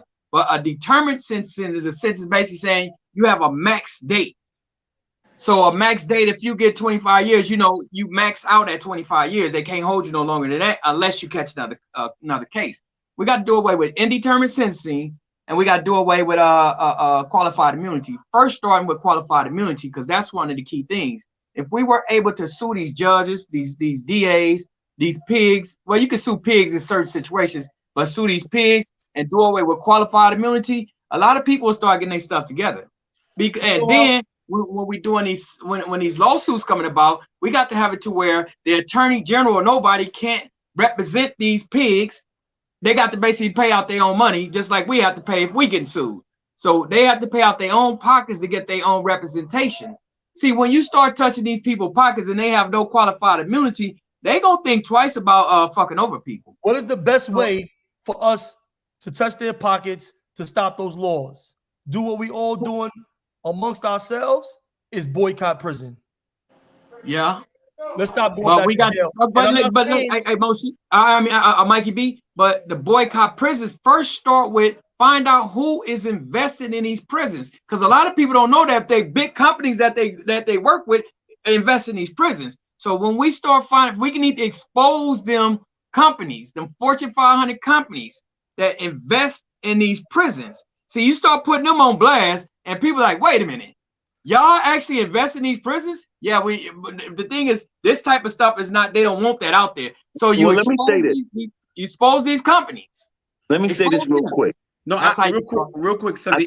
Real quick. So briefly, yeah. I'm not going to push back just briefly. There are a significant amount of people, Jay Burton, that are actually on the front lines fighting so that qualified immunity is not on the books. Mm-hmm. And so viable solutions are being put into the mix. It's just that there's a lot of pushback coming from the stat quo. So I just wanted to correct that there are people who are sacrificing their time, their energy, and their efforts to see that these unjust laws are no longer on the books. But not just that, I want to say this real quick. I think this is why you guys, right, among others, should be saluted to the highest level, because I think, listen, the best way that you can make change, the best way, and I think that the top way, is what y'all doing right now. And I'll tell you why. I remember I read this book, right? Because I wanted, into music and stuff like that. And I wanted to know, like, how to manage artists, how to open up a record label, how to do this and do that, right? And I used to read all these books. One of the things that it said in this book, right, about talent, it said, you can find the best singer, the best rapper in the world, and nothing is going to happen unless people get to hear that person. You could be the best singer in the world, nobody hear you. What does that mean, right? So Moshe and all of us, we can have the best ideas in the world. We can have the best solutions in the world. What does it matter if nobody hears it, though? So you guys are putting the message out. That, in turn, fosters conversation. This is why they say art is one of the biggest expressions of life. Because you influence the masses through visual arts and through music, right? Because I'm gonna tell you the flip side of that. When we start having individual discussions and start talking about the injustice, it does nothing for our people. I know it, he knows it, but when you start putting out films that reflect the time, when you start having podcasts and discussions that reflect the time, now you're starting to change public opinion. And now you're starting to have conversations that can't be avoided. See, nothing is going to change if you don't talk about it. Right? That's the first step. Of course, action is definitely involved. But I think the first step and the most important step is that we get our people to stop talking about nonsense. You brought up something, Moshe. You said you have people that have this platform and never talk about this. They only talking about shootings. They only talking about getting money and bling. That's the only thing they talking about, which is fine. You don't have to talk about just one thing, but you have a platform, right? We will be blasphemous. It would be blasphemous for us with our background to come up here and talk about anything other than what we're talking about. With all the time that we did, with all the, dudes' moms and pops died while they was locked up. Dudes went through shit. Dudes got stabbed, cut, did extensive box time in jail, got beat up by police, went through a lot of stuff. So to sit here and be talking about who got the hottest dance out or the hottest jeans that came out after going through that, there's something wrong there, right? So the fact that we are having this conversation, there's so many people that's influenced by what's being said here today, just for the simple fact that it's coming from us, right? That is coming from you guys, right? With that sort of background and credibility, because a lot of people that's perpetuating things and messages in our community, right? They don't have the credentials. So when you guys speak, you really speak to people that need that guidance and that's listening, right? Because of the things that y'all been through, right? And the things that and who you guys are. So I think that's the biggest thing. That's why I said, a book, a film, when you talk about things, when they came out with the film about the Central Park 5, when they see us, let me show you something. Let me show you what I mean. That was when they came out with that film, that case was already 30 years old. Yeah. But that film made the biggest impact on that case than any other thing that came out before. And that's not the only documentary they got. They got a bunch of stuff on the Central Park 5 since the case happened. But that film that came out, When They See Us on Netflix, it hit the public harder than any other thing that ever came out. So I think that when you have this platform and we able to have these discussions and talk about, Moshe speaks about his experience, Jay speaks about his experience, everybody speaks about the experience, people tune in and we change mindsets, right? And then you may influence someone to come up with another platform to speak about this because they like what y'all hearing. They like what they're hearing from you guys, right? Being that the fact that it's very rare to get a platform like this. Look, I went on Queen's Flip. Anybody familiar with him? Yeah. I went on Queen's Flip too. Okay, I went on Queen's Flip. He didn't have this type of discussion. Mm-hmm. He didn't have, and I like Queen's Flip. He's doing his thing, but he did not have this type of discussion. He was not even really focused in that way, in that type of way. Salute to Queen's Flip. That's the bro. That's family right there. Yeah, no doubt. No doubt. He wasn't speaking about what we're speaking about today. In the perspective that we speak at it, speak at it from. Right. And but you know what? You know why though, Sundhe? Mm-hmm. Because this whole panel right here got almost 200 years, 150 years. Right. He was never in a cell for 25 years. Yeah. So he don't know. He only coming from a journalistic.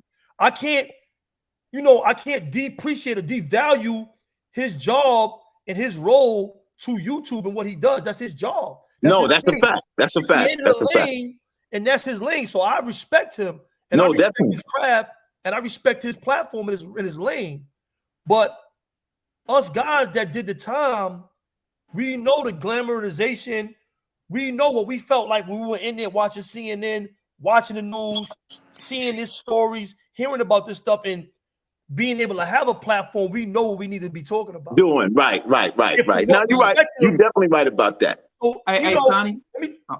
What's big is that's the great thing about YouTube and all of these different platforms, social media in general. It can reach everybody from different perspectives.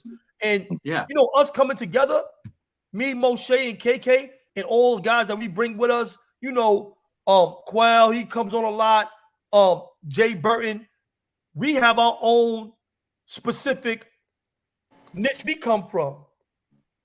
Guys that won't talk to nobody else are gonna come talk to us. Right. Because they know we're gonna hold them with the class, and we're gonna hit this from the position, and we're gonna play our part the way we're supposed to as concerned men in the community, as dudes that did a lot of time in prison, and from a prisoner's perspective as well, not just coming out here doing the right thing and showing that and leading that path. So it's needed. All these different views is needed. I'm glad you see it. And like we have Blue Boy up here, he's been doing a lot of the rounds. And one of the things I told him in the panel told him is like, don't let these people exploit you. You know what I'm saying? Because they're going to only talk about the violence in your life. Yeah. They'll talk about certain things, but that's their lane. I ain't mad at them. That's their lane.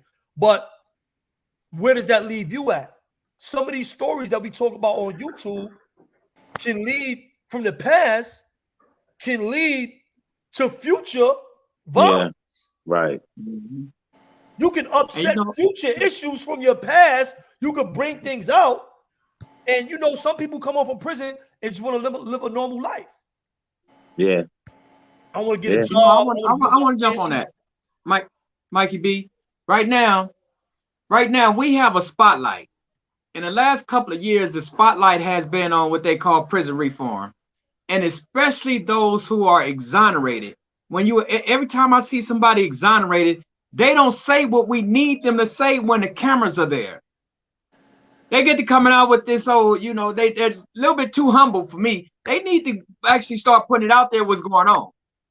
Because when they get them, I'm talking about the mass media, when they seeing all these people that's been exonerated, they not putting they putting the energy out there that, they happy to be home. Man, fuck all that. Look, we have a problem. And I'm going to stand here and all you cameras, I want to make sure after them cameras is off, y'all start dealing with other people that's in these prisons. And I'm going to tell you who made it pretty was the girl, what's her name? Kim Kardashian. She made a lot of people who never would have even thought about no prison stuff. She has opened the door. A lot of people see that she has a lot of ulterior motives in what she do. I don't care about her ulterior motives. I like that she used her voice. What's ulterior motives is freeing black men. Right. I know that, but you got people blogs. I seen blogs and sisters talking about why is she talking about black men? Why not? Exactly. We need when I was in prison and Kim was doing that, I'm like, damn, thank you, Kim. Bro. That's the same thing I was saying. And I see other bloggers and other women talking about, should she really be addressing our issues? Whoa, yeah, right. Hell yeah. We need all the help and voices we could get. That's right. Yeah, I agree. That's why I mentioned that. And KK and I don't know other brothers. We went to the parole boards. I got hit 6 times. I made my 7th parole board. Wow. I had people from Manhattan, the law office of Michelle L. Lewin, the Parole for Reparation Project. So if you know anybody that's getting hit multiple times, send them to them. They will help. I had people that were white. They're not from our community. They didn't commit crimes. And they came up to Wendy's correctional facility. They came to multiple correctional facilities to see me to help me get out of prison. You think I cared if they were white or black? Exactly. They were concerned citizens trying to help fix the injustices that are going on in the system. Yep. Yeah. And let me tell you something. Some of the people in Harriet Tubman's time, and I don't put us on a scale of them, but we know it's freeing slaves, they were white people in the Underground Railroad. You had John Brown that died for the struggle of black people. You had a bunch of white people that died. So this is not a color thing. Don't even think of this as anybody that's willing to help the people, support the people. Yeah. Some George Jackson knew that. You read his book, he'll tell you about that. George, the Black Panther Party knew Johnny that. Spain. They all knew that. But let me tell you something, bro. People got this whole thing messed up, and they trying to think of it as a color thing. It's a people thing, bro. Because just like we oppressed, there's other races of people being oppressed in America as well through the justice system. And anybody that's willing to assist us, we supposed to appreciate and accept that. We appreciated the prisoners. I don't know about people just talking about it and what they're doing or not. We love it. We appreciate it. Yeah. That's why I mentioned this, because we have a stage now. And like I just like, why is they tripping on her? Without her, a lot of people wouldn't even accept a lot of the changes that have come about. Because in California, there has been some change. Because a lot of people have been getting out. They've been releasing a lot of lifers. I'm just one of them lifers that they might not release when it comes to the parole boards. I'm gonna get out through the court system. I might get out through the parole board. I don't know. That into existence. Yeah, I know. I just that's why I caught myself on that. And the thing is this. In 2017, they denied me for 7 years. 2024. I just paid some lawyers just now. So that's the thing. My case literally just 2 years in New York. Yeah. See, my case just opened back up last December. We just went to court January 25th. And these pigs that have been holding, like, I'm gonna tell y'all something, because y'all talking about this Casonia, whatever the hell that huh? They hit you with, hold on, let me get some insight into this. Hold on. They hit you with 7 years at your parole board? At my youth offender parole hearing. All right, let me ask you this. This is 2017. Let me ask you this. Yeah. What is the max that they can hit you with at the parole board? 15 years. Wow. And guess what? And they said, you know, I've been involved in a lot of political stuff in these prisons. Then back in the days when I first came, you know, being a blood coming up in the system, out here is more Crips than his blood. So, you know, we stayed cracking. When I came to prison, from the juveniles all the way to prison, I was cracking, because that was just part of the script. But the thing is this, later after I start politicizing this bloodism, that's when I start going to seeing more years in what y'all call a box, the hole, the shoe, or whatever. I start seeing myself doing more years in more dangerous. Exactly. In the 2013 hunger strike, we had a big old hunger strike in 2013, because they had me in there on an indeterminate term now, not for the stuff that I've been doing, but because they said you are a threat to the safety and security of the institutions, so we're going to throw you in there indeterminately. That's why I mentioned that. I stayed there for 9 years earlier to you. That's why I mentioned that earlier to you about the parole board. They're not going to a lot of that stuff being there. They use that against me. Yeah, that's why I mentioned that to you. Yeah, bro. I like to speak up. I like to speak. Just say real quick. I like to say a little something, because a lot of people don't know the day that I got locked up. Right, I got locked up September 1st, 1995. The day that I got locked up, they reinstated the death penalty in New York. Right, I was there for yeah. So the police was like, "Yo, you're gonna get the death penalty." Me, I don't know if you ever met. They stopped work release too. Right. The same day, bro. It's like my luck. All that. Now, me, and I don't know if you ever met Main B, Jermaine Page, right? I was down there. I was down there. Correct. All right, bam. He got natural life. They wanted to give him the death penalty though, right? So we had the same judge and we had the same lawyer. We was going to court together a lot, right? And the reason why I bring that up is because I want us, like we have been, taking it very serious, right? But because of my personal circumstances, I always think about the brothers that's on death row in other states, that's locked up for crimes they didn't commit. Bro, these dudes are sentenced to death. Some died. That's why they stopped it in certain states. Right. Some died. Bro, listen to me. That shit, homie, I could be on death row right now. Right? Those people that's on death row, suffering, sentenced to die, right? This is what keeps me motivated to do what I'm doing, right? Yeah. Because that could have easily been one of us. That's right. Sitting on death row, right? Even though we from New York, it's nothing stopping you from going to another state and doing something and getting on death row. Or not doing anything, and they just saying you did right, something. Exactly, right. Or not doing anything, and being on death row. There's innocent people, thank you for that. It's innocent people that's sitting there, bro, that was framed for crimes. Yeah. Right? And they, like he said, some people have died, you know, and we have an example in Emmett Till today, someone that, you know, he wasn't locked up, but it was an unjustified death. right? And whether it's done by the hands of a citizen or the government makes no difference. It's still a death that shouldn't have happened.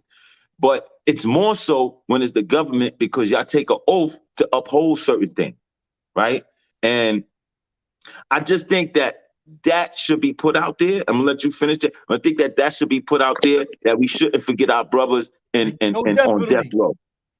No death penalty.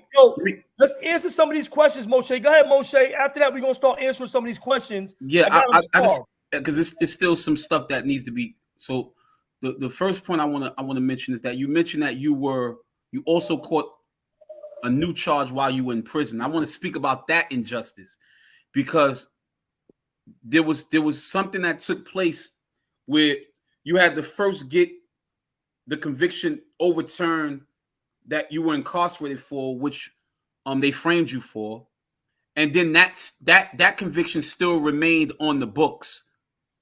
So speak to that level of what had to occur regarding that, while you know that whole process, because that's very important. All right. Too. Well, listen, let me say this. My family is from Africa. My mother and my father. I was born here, but my mother and father is from Africa, right? They from Western Africa, from Liberia. Why do I bring that up? I bring that up to show you what kind of household I came from.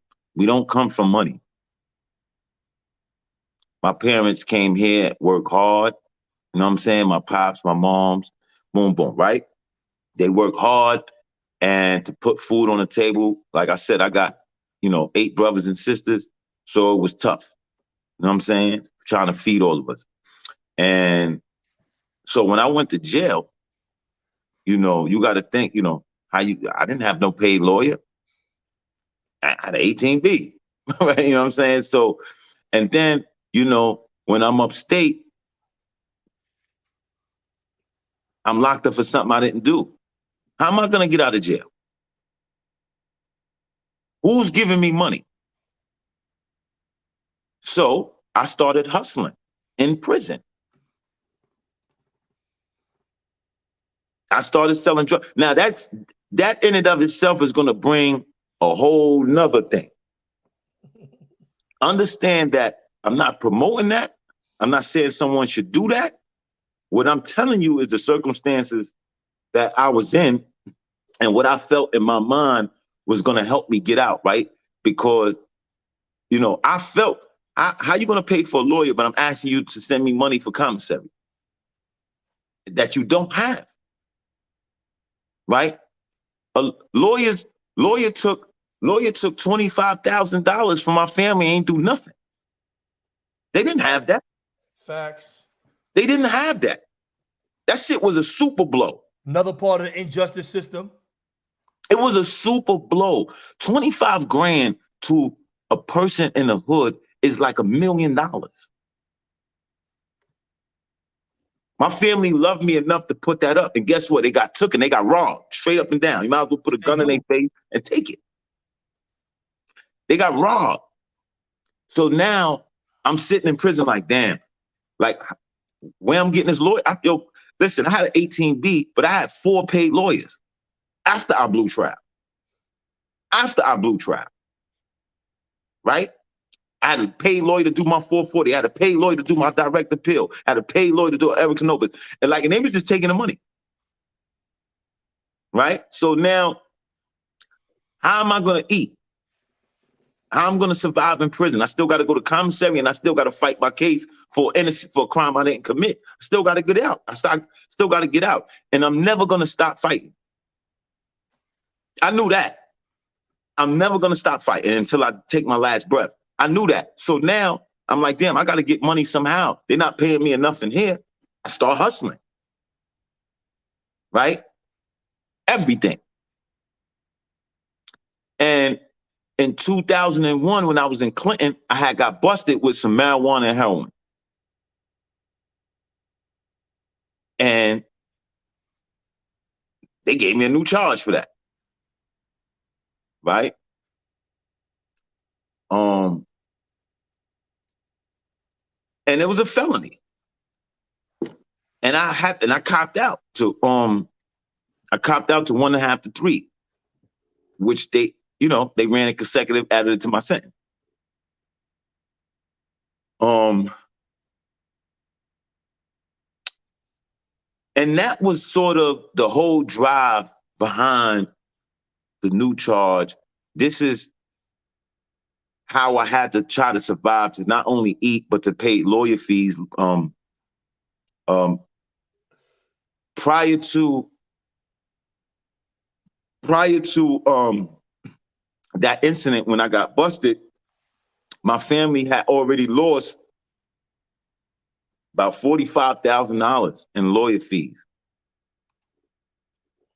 And I'm telling you, this is something that they didn't have.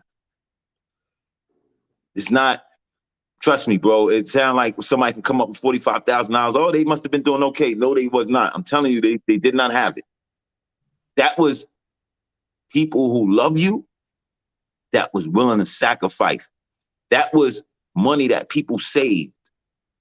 That was like, you know, my sister, one of my oldest sisters, you know what I'm saying? She might have $5,000 to her name. And she said, you know, because the family pitched in. It wasn't like one person had a bunch of money, right? We need to get him a lawyer, right? We need to get him a... See, I thought I was going to beat the case because I'm innocent. So we never really focused on getting a paid lawyer. But when I blew trial, I got a paid appeal lawyer. I didn't think I was going to blow trial. Remember, I don't really know the system. I don't know that, I swear to God, I really didn't know. And most people don't, even to today, grown people. Because the message that's told to you, and I'm pretty sure all of us heard this, you know, your mother, your aunt, your grandmother, boy, if you ain't do nothing, you ain't got nothing to worry about. Right? So I didn't do nothing, so I have nothing to worry about. That's the mindset that I had.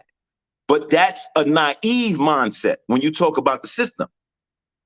Because there's plenty of people in prison that didn't do anything, and they're there. Right? And so that's what comes with, you know, learning the system, learning your situation, and then the circumstances that you're placed in. So, a lot of us come from poor communities. We don't have it. And so that's how, to answer your question, that's how the new charge came about. So when you were released, you had 2 felonies though. So now you had the felony of being convicted. Before he was released, ask, what did you say at the parole board about the drugs, about the hustling charge? Because that had to come up. And then could you go into the 2 charges when you were released? They actually never asked me about. Word? Yeah, they never asked it about, because I think they was more focused on the case, but at the point of parole board, I had like completed everything. Like there was nothing institutionally that I didn't complete. I came with it all. Right? I took all the classes, all of everything. Right?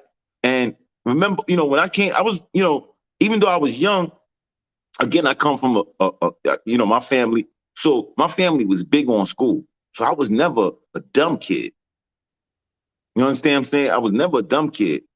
So I always excelled in school, so on and so forth, because my pops was on it about that. He didn't play. And I'm explaining that because, homie, by the time I was 17, I was going to BMCC in Manhattan. You see what I'm saying? So this all took place around that time. My family didn't have no money. You know what I'm saying? So when I went to the parole board, they didn't ask, because I think that they was they were so focused on the crime, and they seen that I got my ASAP. They seen I took a violence program. They see, you know, I haven't been, because I've been preparing myself for this time. You know what I'm saying? I knew what my record looked like. So I had to say something. I had to come up there. So I made sure that I came correct when I did go to the parole board, right? But my biggest thing, was the case. And they only asked me about that. You know, that was enough for them to give me 24 months, right?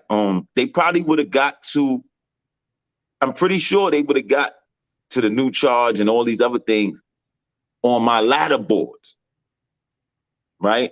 I'm pretty sure, I'm almost positive they would have brought that up. But because of the way the events happened, I was able to come home before that happened. I see what you're right? saying. You know, that shit and just hit you with right, that later. right, because they're gonna hit you for different things, Yeah. right? And this board, it may be a case. Next board is the box time. Next board is because you didn't complete these programs. Next board is you ain't got a GED. Like they just, you know, they just do a bunch of stuff. So at this particular board, they was just strictly talking about the case. They didn't even mention any tickets. But I think it's you know, that's part of the problem with a lot of people that get locked up for crimes they didn't commit, right? Is that you poor. How are you gonna earn the money to help get yourself out? It's not free. So I guess the point I'm making is that you went home with 2 felonies, and then after you were exonerated for the first one, they dismissed that one, so it's off the books. But because you pled guilty to the charge that you were locked up for in Clinton, that still was technically on you were still convicted as a felon. So outside of that, you were not a convicted felon, correct? Yeah, I ended up getting that case thrown out too, though. That's what I was looking. That's what I wanted to say, because they still technically have you now as a convicted felon. Well, what happened was this. What happened was this. I mean, once he's released, he gets exonerated. He still has that felony from Right. jail. So Right. how did that process work legally for you to get that thrown out? I'm glad you asked that question, because some people are in those situations and they don't know how to get out. I didn't. Number one is, once they threw out the murder case, it became almost it became a legal thing, because what happened is this. I have the right, once I get exonerated, right, or that charge get dismissed, you can't use that charge to discriminate against me, whether it be getting a job or getting a firearm, whatever it is, because it's no longer there, don't exist. I was exonerated. The problem with that is this. You had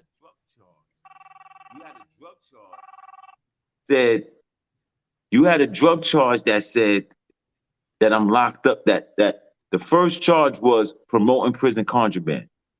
The second charge was possession, and the third charge was possession, right? So in order to get promoting prison contraband, you have to be in jail. You had to be in prison. You have to be in prison for something other than the crime that you're being charged with. You have to be in prison already on something else. Yeah. So I told my lawyer, I said, hold up. So if somebody look at this charge and they ask me what's promoting prison contraband, that's going to signify them to the murder case. What was you in jail for to catch prison contraband? So he was like, you know, you got a point. That is kind of discriminating against you, because you got exonerated, you don't have to divulge that information. But because of the way that is, you're going to have to. Every time it comes up, you're going to have to explain what you was in prison, that you was convicted for a murder. Right? So that was number one. And then number two, just the technicality of the charges. I got caught with marijuana and heroin residue. What? Heroin residue. And they gave me a felony. Wow. They ain't played. They had it on the news. They had it on the news and Dan and Moore and everything. It's like they made a big thing about it. Heroin residue, like they see something coming across the border. Yeah. Oh. Look, heroin residue. Horrible. Which made it the felony. Because they consider heroin, weapons, escape tools, dangerous contraband versus just regular contraband. That's considered dangerous contraband, which rises to a felony, right? And so anytime you get caught with escape tools, and how they describe it in the law books is this: if you got caught with a bottle of liquor in prison, in a maximum security prison, the alcohol in the bottle would be contraband. The bottle is dangerous contraband, just to make the distinction for you. So in my case, they said the heroin is classified as dangerous contraband. And that's how I got the felony, right? But when I went back to court, and we described to the judge, I had to go up to Dannemora, and I went to their court, and we described all the circumstances. The DA was kind of trying to fight it. It was like trying to fight it, but we used the technicalities in my indictment. That's number one. And then number two, basically, you know, part of the argument was I wouldn't have even been there. You know what I'm saying? But for the case, so on and so forth, right? The judge in this case, I'm not gonna lie,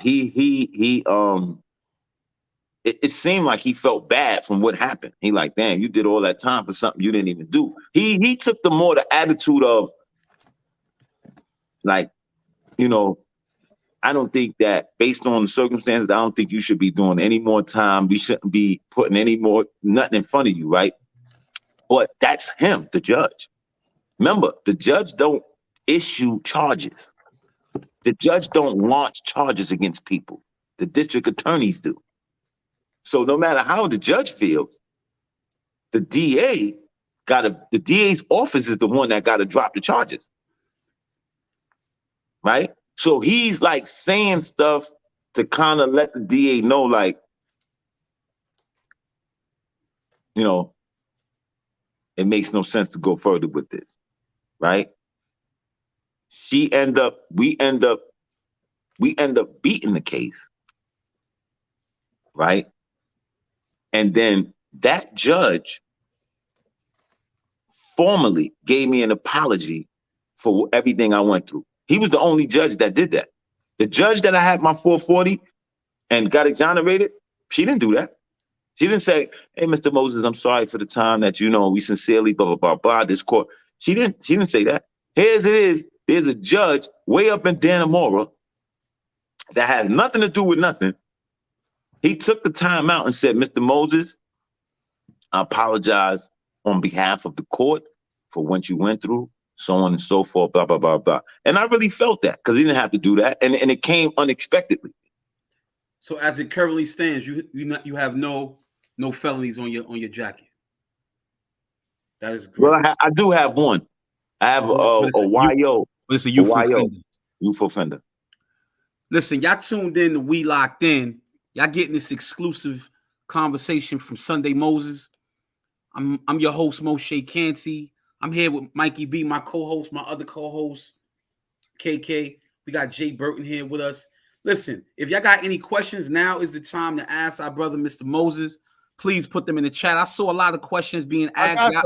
Y'all had questions about litigation. Y'all wanted to know about whether or not if he was suing people. I got the questions. Make sure y'all hit that like button, subscribe. Please. You know, we got Mr. Sundhe Moses in here on a Sunday. On a Sunday. On a Sunday. We got good vibes. We got, you know, free Jay Burton up there. Yo, listen, we need Jay Burton to get out, man. Hey, Sonny, what I want to ask you, right? I hear there's two ways of suing. Well, you know, once you're exonerated, we got the state, they reimburse you for the time that you've been in here. It used to be $100 a day, but I think it's up to like about $300 a day out here. That's when the state compensates you for falsely imprisonment. But we also got a way that you go through the federal courts, and you got to show how your federal civil rights was violated. Now that's when you know all of the big money come in at. Do you guys have two ways of suing your state? Yeah, upon being exonerated? yeah, we sued the city and the state, and that's the two levels that you would sue at. Now, for different, New York is one of the less stringent places when it comes to suits, right? Because New York don't necessarily have a cap like some states might. Mm-hmm. And the liability versus who's liable, right? And how things are done. So I think that first of all, let's just say this.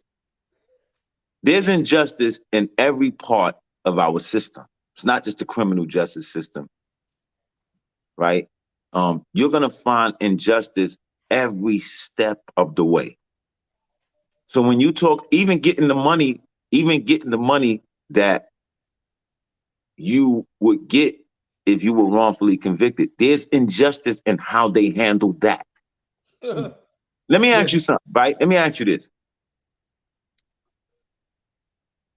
How can a person, this is why they in the negotiations, at least in New York, in the negotiations for how much you should receive, how much damages you should receive, they took the defendant out of the room.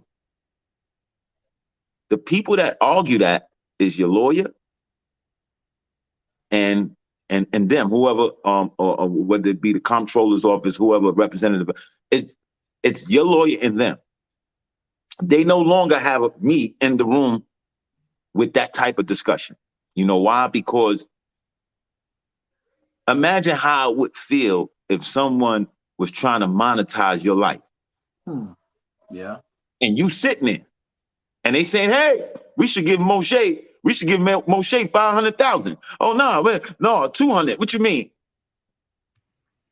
Like a person would flip in that type of room. Sound like an Like auction going on the auction block. Sound like an auction right, going on. right.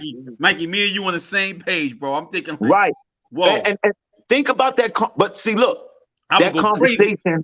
That conversation. You know me, I'm gonna go crazy in that room. Right. That conversation. Right. That conversation is being had. Yeah. With or without you. Right. This but shit is good shit, but this shit is so depressing. they take you out. Hey, Sonny, but see, Mhm. this is where I was explaining to, like, out here, when they say, okay, you got, let's deal with the $100 a day. So from within 20 years of $100 a day for 365 days for 20 years, this is what you're going to get to compensate you for your wrongful conviction. Now, like I said, then when you do, you go to your federal civil rights and you file your case. Now, I see what you're talking about, like during a settlement phase, because a lot of times they're not trying to take this stuff to trial. During a settlement phase, I can see them doing that. And a lot of times they do this. Okay, based on his background and based on the area he was raised at, what is the income, the average income in that community? Okay, no, I don't think they do that in New York. Oh, they don't? Well, listen to this. Yeah. Because this is how they value how much money you would have likely made in that lifetime, that lifespan that you did in prison. So this is how they be coming up with them numbers. Yeah, but they don't, let me tell you something. You have what is on the books and what's law. Put it like this. You have what's right and what they have in black and white, and then you have reality. Now, do they pay you according to those standards? No. They say by law they supposed to. But when they get inside the back rooms, this is not coming from me guessing and out my mind, right? This is coming from me having a discussion with my attorney and him being in these meetings, right? They they should pay you like that. And I'm not saying it hasn't been done. Probably some of them do that. But in reality, a lot of them pay you because, number one, they don't want you to have that money. That's number one. Number two, they don't think they listen. They don't want you to have that shit. Remember, we are the children of slaves. Yeah. Let's not forget that. They do not want to give you money. Give you under freedom. any circumstance. They giving They you don't want freedom. to give you money. Right? So even though that's not in books and that's not, it's apparent, bro. Like they don't want to give you money. So now, even though they've wronged you, they know they have to give you something, right? And then they're going to give you the least of that. Because in some cases, they don't even feel that you deserve it. So when they're talking in those back rooms, the only way that you probably could get a large sum of money in a case is if during your bid, you got stabbed, you got cut, you got beat up real bad by the police. Like something else would have to happen. Mm-hmm. Right? And then they're going to say, okay, because of these extenuating circumstances, we feel that he deserves more. For example, 3 brothers was wrongfully convicted, right? They did a bunch of time. But one of the brothers died while in prison. So they gave him more money for that. Not because they was wrongfully convicted, but because he died while he was doing the time that he was wrongfully convicted for. Yeah. So that's what I'm saying, right?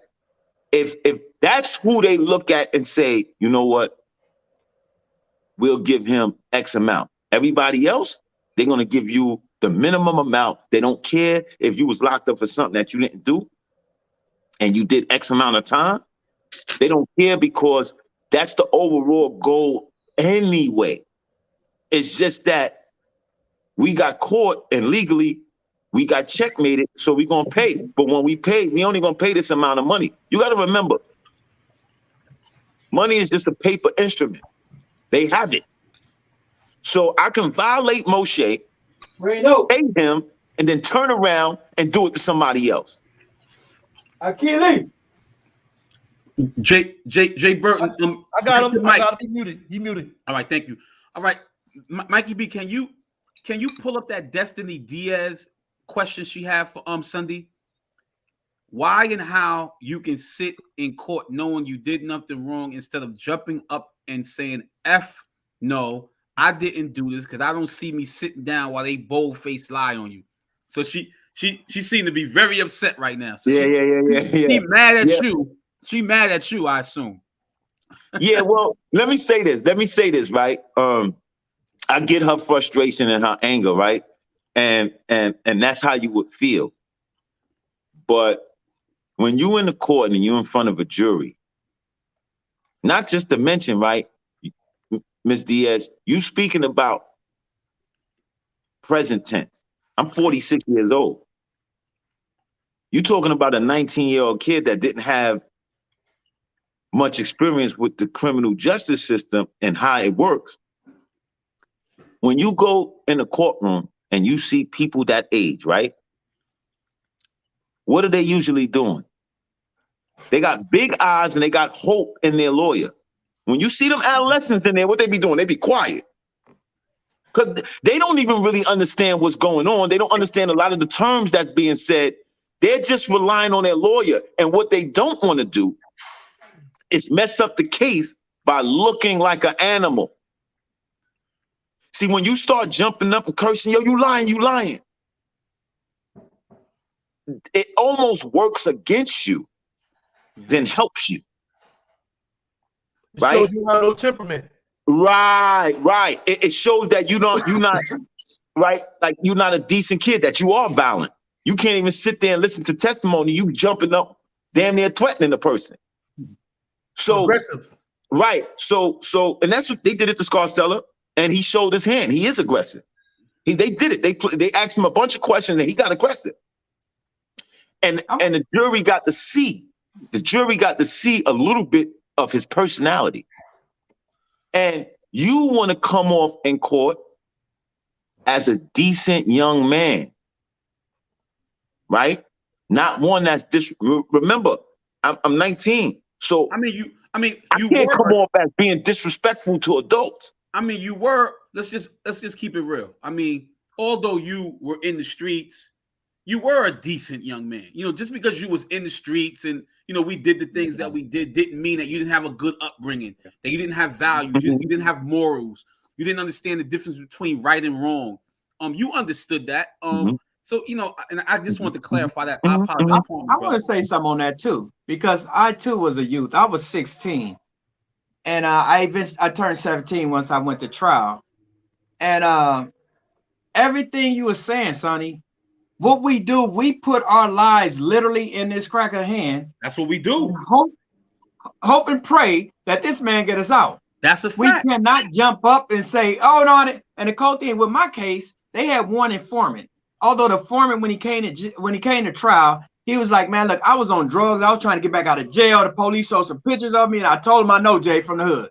But I didn't, you know, whatever they wanted to hear, I would tell them. But the thing is, I said, well, was he the guy you seen getting out that car? Now, remember, I'm caught up in a gang murder. And he's like, no, I just made that stuff up. And 240 got that on the phone. So look, so they said, look, he's a gangbanger. No, it's not a good time, bro. Hold on. They say, okay, one, he's a gangbanger. They didn't say he was black, but that was, you know, that was already in there. And we got his fingerprint. We got his left ring fingerprint on an AK-47. Now I noticed not my fingerprint on his gun because I've never even seen this gun. But I didn't say nothing. This is how foul the court says. The judge, the DA. Now I'm under. If you look up, if you Google the Linwood Sheriffs, the Linwood Viking Sheriffs in Los Angeles County, you will see that they have all these sheriffs out here are under a lot of scrutiny in the last 30 years, and it's really big right now that they got some cold police gangs. The Linwood Viking Sheriffs is the people that's involved in my case. The federal judge labeled them as a neo-Nazi ran police station. So imagine already what I'm up against. So they bought a photo negative of a fingerprint to trial. They said that's his fingerprint on a handle. It was they didn't make the copy. You know, when you got that brown negative, they usually make a picture out of the negative. They bought the negative and said that's a picture of the handle of the gun. His fingerprint is on there. My attorney not one time asked for a copy of that negative. I've been trying to get that negative for 32 years now.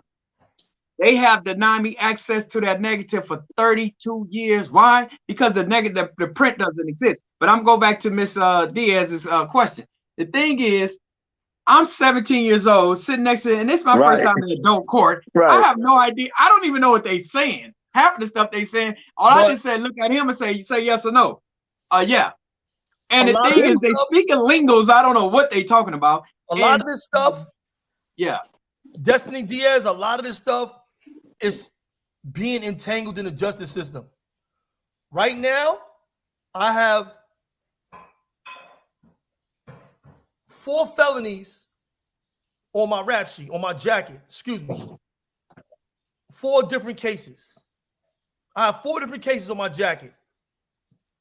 50% the shit I did not do. 50% of the stuff that is the felonies that are on my jacket right now, I did not do. Understand this. Check it out. I was shot up. I was out on bail for a gun. I was shot up. Right? I had a cane. I had a bulletproof vest on. Some friends of mine did a robbery. I'm in the car. I got out of the hospital early for friends of mine's wake. So I'm still supposed to be in the hospital. I'm not even supposed to be in the street. They do a robbery. I get caught in the getaway car. I get caught in the getaway car for the robbery they do. I'm out on bail for a gun already. I get locked up. Yo, we're going to give you 2 to 6 for the robbery and a gun. They putting both cases together. You got a gun in this case. I had a gun on me.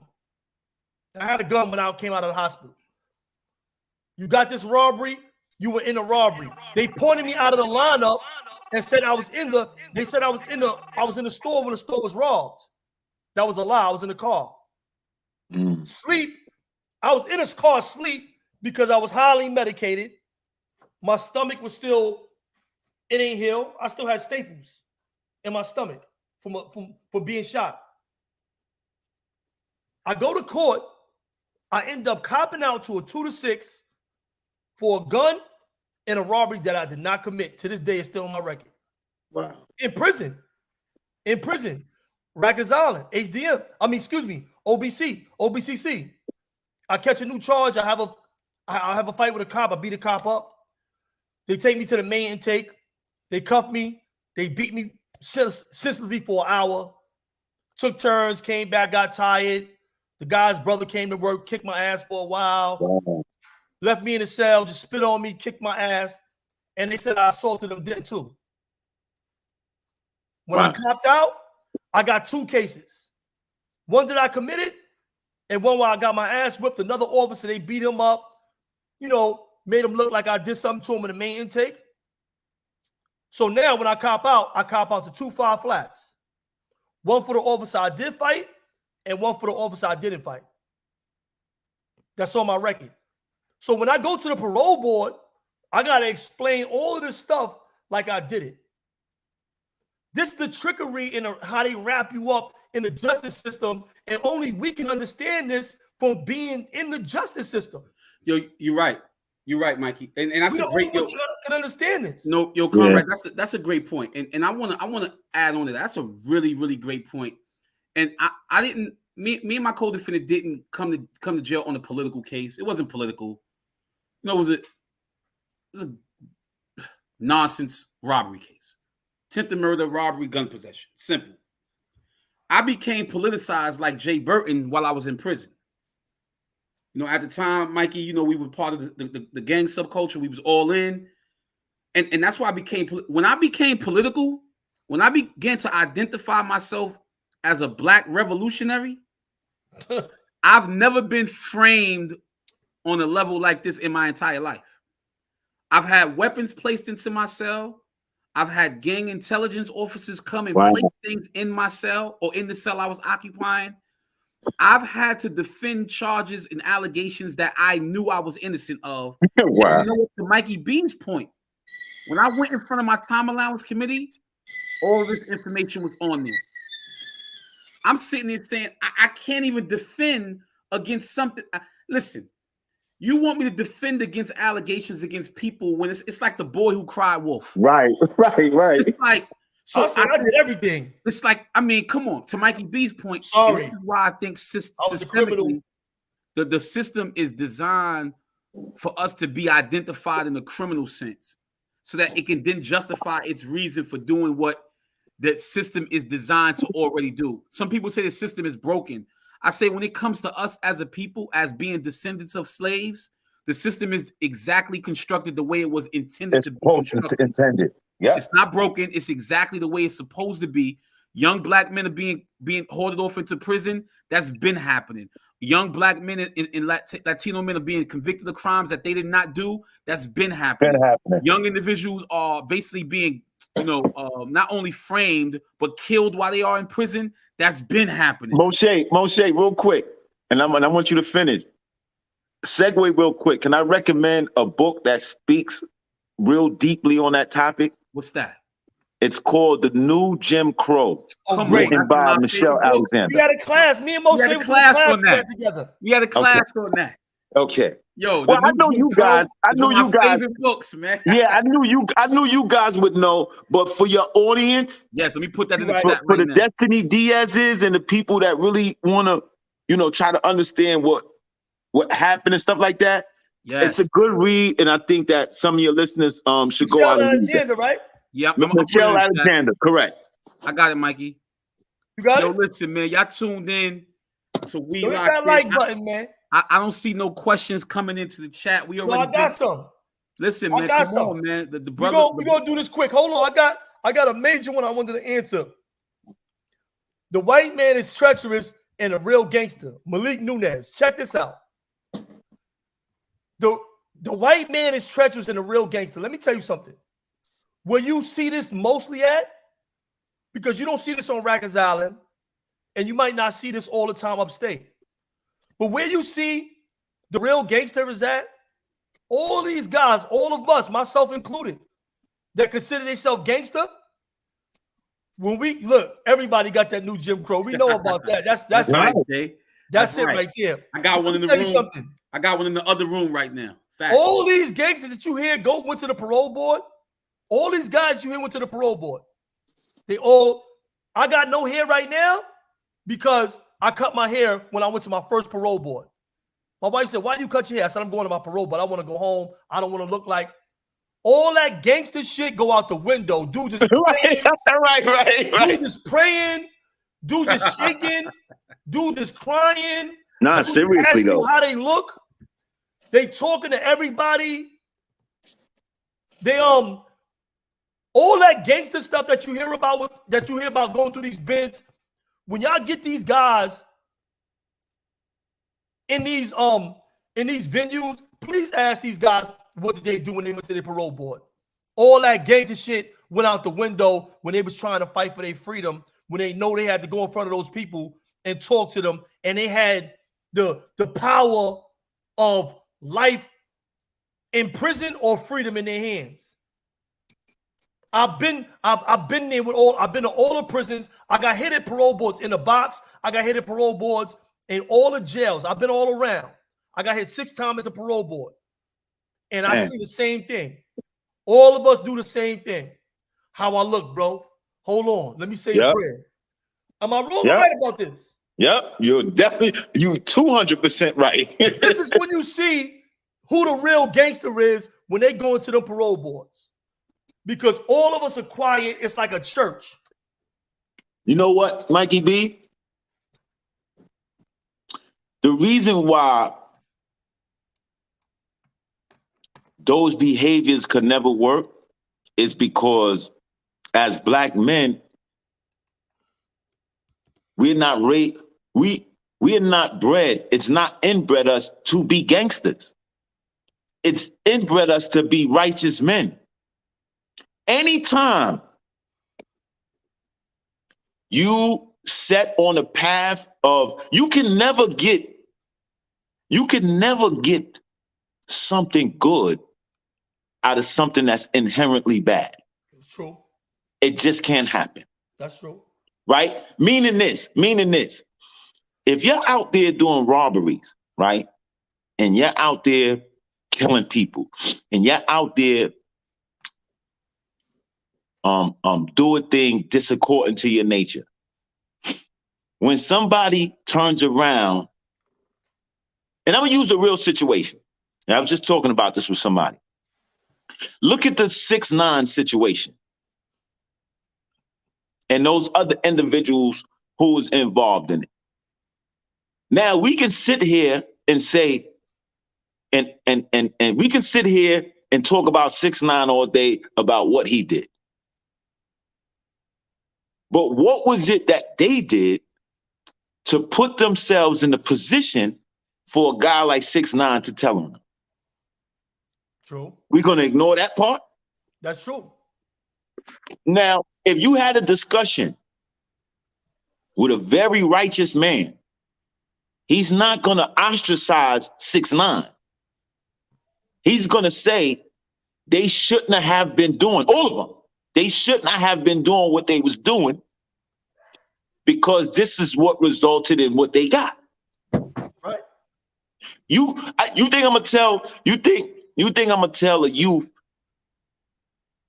even being in the street, I'm not gonna tell a youth, yo, listen, even if I'm gang banging, I'm doing anything, I'm not gonna tell him, yo, listen, go out there and do you, right? And don't expect for nobody to snitch on you. That would be stupid. I have to tell him, yo, listen, you better watch out for snitches because it's a part of the game. I don't know why people try to cut that part out.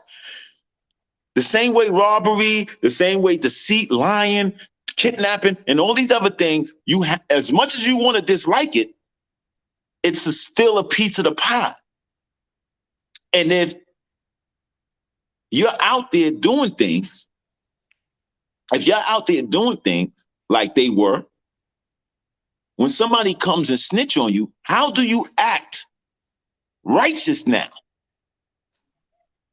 How can you want something good and honorable to come out of something that you're doing that's dishonorable? You can't, you don't get honor from dishonorable people. That doesn't happen. You get honor from honorable people, and you get dishonor from dishonorable people. As simple as that. Well, you know what? Hey, let me say something on that, because you know, I was kind of like, I was born in the gang lifestyle, right? And I get what you're saying. All that makes sense. But in the beginning stages of this life that we, you know, hold so dearly to our hearts, this is something what you just broke down. That got to be articulated clearly when we're getting ourselves involved into this lifestyle. If I bring you into this, I need to let you know that this all comes with the game. It all comes with the game. You need to let, because a lot of times when we come in this, that's I mean, sometimes some things can be a no-brainer, right? But that's not a no-brainer what you just broke down. That a lot of times that's not a no-brainer. Most people don't realize that. We coming in, we talking about camaraderie. We from the same gang, same tribe, or whatever you want. But we're talking about camaraderie. There's nothing to make me believe that once we get caught up, one of us is finna break ranks and do some foul shit. We're never going to think that of each other. That's why we're part of this thing together. Because we're supposed to be brothers. We're supposed to be comrades. Well, I'll tell you this. Nothing can actually work if it goes against your nature. Right? So inherently, meaning this. If me and you walking down the street, right? I'm gonna just give you an example. If me and you walking down the street, it's cold, it's winter time now, and the floor is icy. I'm walking. You my man. You my brother. I'm walking. I slip. The first thing I do, I grab on to the closest thing near me. And the closest thing near me is you. So I grab on to you. Look, I'm slipping and falling. I grab on to you. What happens to you? You slip and fall with me. Now, look at that scenario. I was going down, you can say going down, going to jail, going down, falling on the ice. Use that in any way you want to. I was going down. And to save myself, what did I do? I grabbed onto my man who I said I loved and pulled him down with me. Now, Mikey B, is that a natural or unnatural act for me to grab you? It's not unnatural. It's unnatural. It's natural, right? I don't agree. Saying it's unnatural. I've been to college. I know the 4 F's. Go ahead.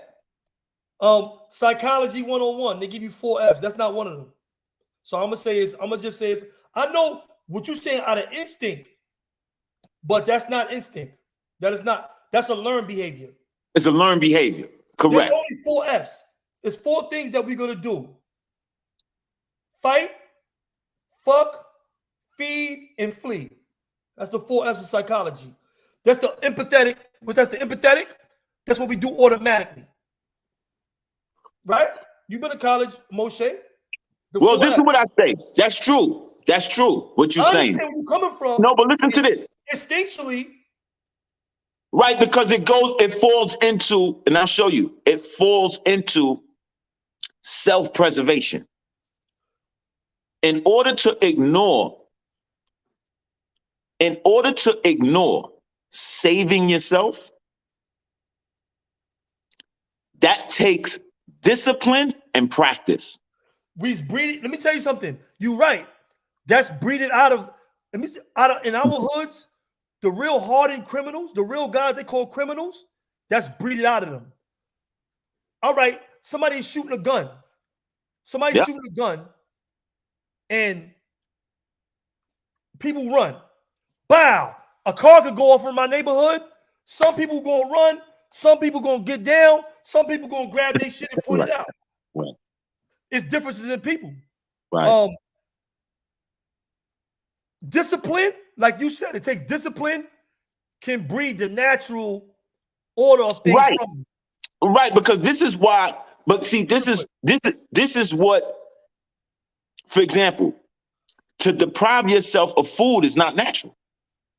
Right. This is why Muslims fast, because they're trying to get you to build the discipline to be able to do that.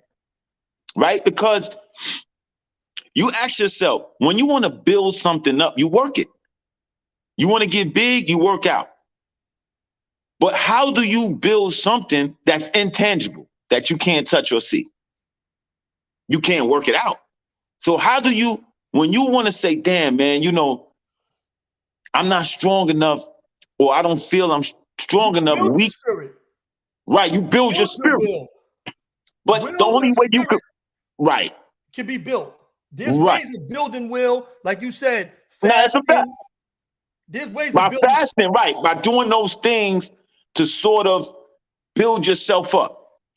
And I think that that's what it takes. It takes to build yourself up mentally and spiritually to be able to withstand some of the things that happen to us in our neighborhood and in prison. It takes a very strong person to be able to do certain things. When you walk in the path of the devil, and a lot of us have, part of our our transformation is being able to look at things and call it what it is. True. You cannot move forward, or we cannot move forward, without being able to acknowledge some of these things. Facts. Right? So I had to do a lot of introspection. Introspection is everything. To take away, like,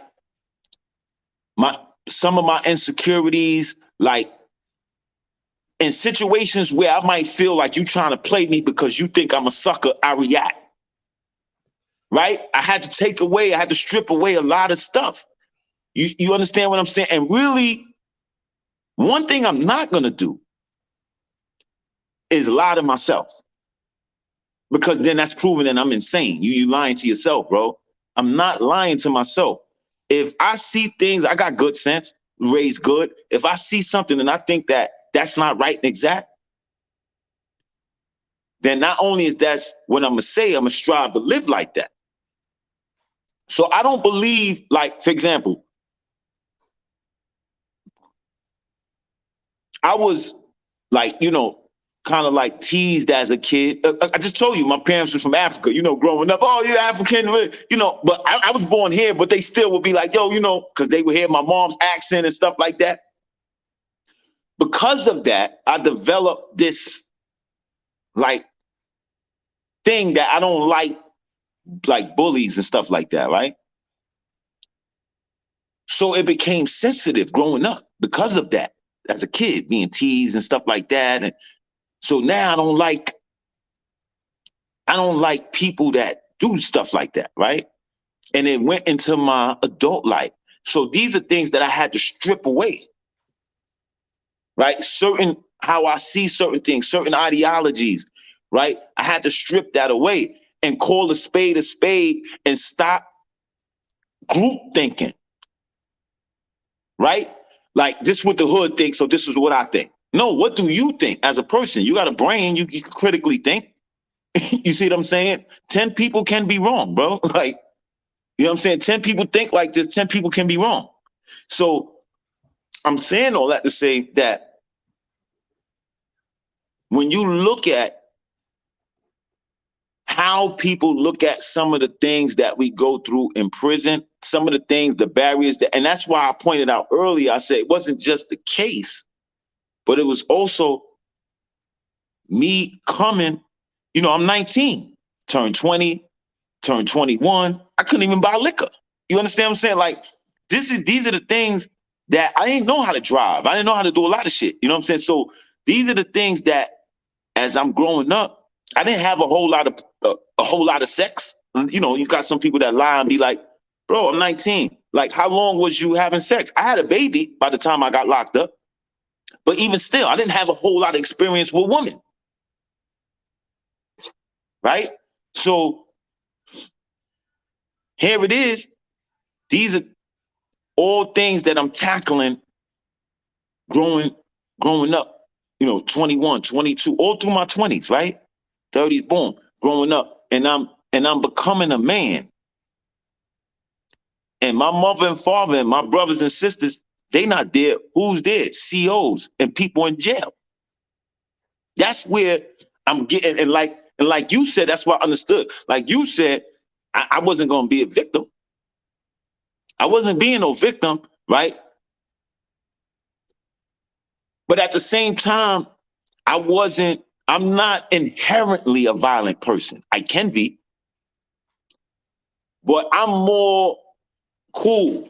I'm like more cool. Like my personality is like more cool, and we kick in and we work out and we talk about good things. And then, we can get violent. But my thing is not to be that way. I always have a sense of consciousness just for the fact that I just told you, my family from Africa. Foreigners in that way, they're very close knit. So with black people, like y'all, my brothers, it was never really, I almost thought like Tupac, almost in a way, where like I didn't see black people as like my enemies. Like that came from the beginning. That came from my family because of the way I was raised. Before I look at you like, start looking at you a certain type of way, another black man, I'm going to look at you and address you as my brother until, otherwise. And learning all of that in prison while fighting my case was very challenging because my worst nightmare was that I would do something in prison to keep me there when I'm locked up for something I didn't even do. Because look, homie, listen, I never been stabbed in jail. God forbid. Thank God. And I never been cut in jail. There was a lot of incidences where that could have happened. Right? But I always said to myself, and I'm going to be honest with you, I really think, and this is why I'm very spiritual, because I sincerely believe that God walked with me through that journey. And the reason why I say that, because I didn't back down from confrontation.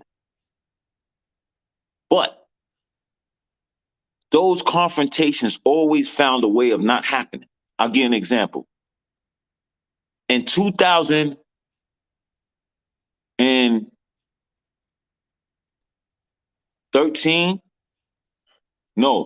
in 2010, I was in Clinton.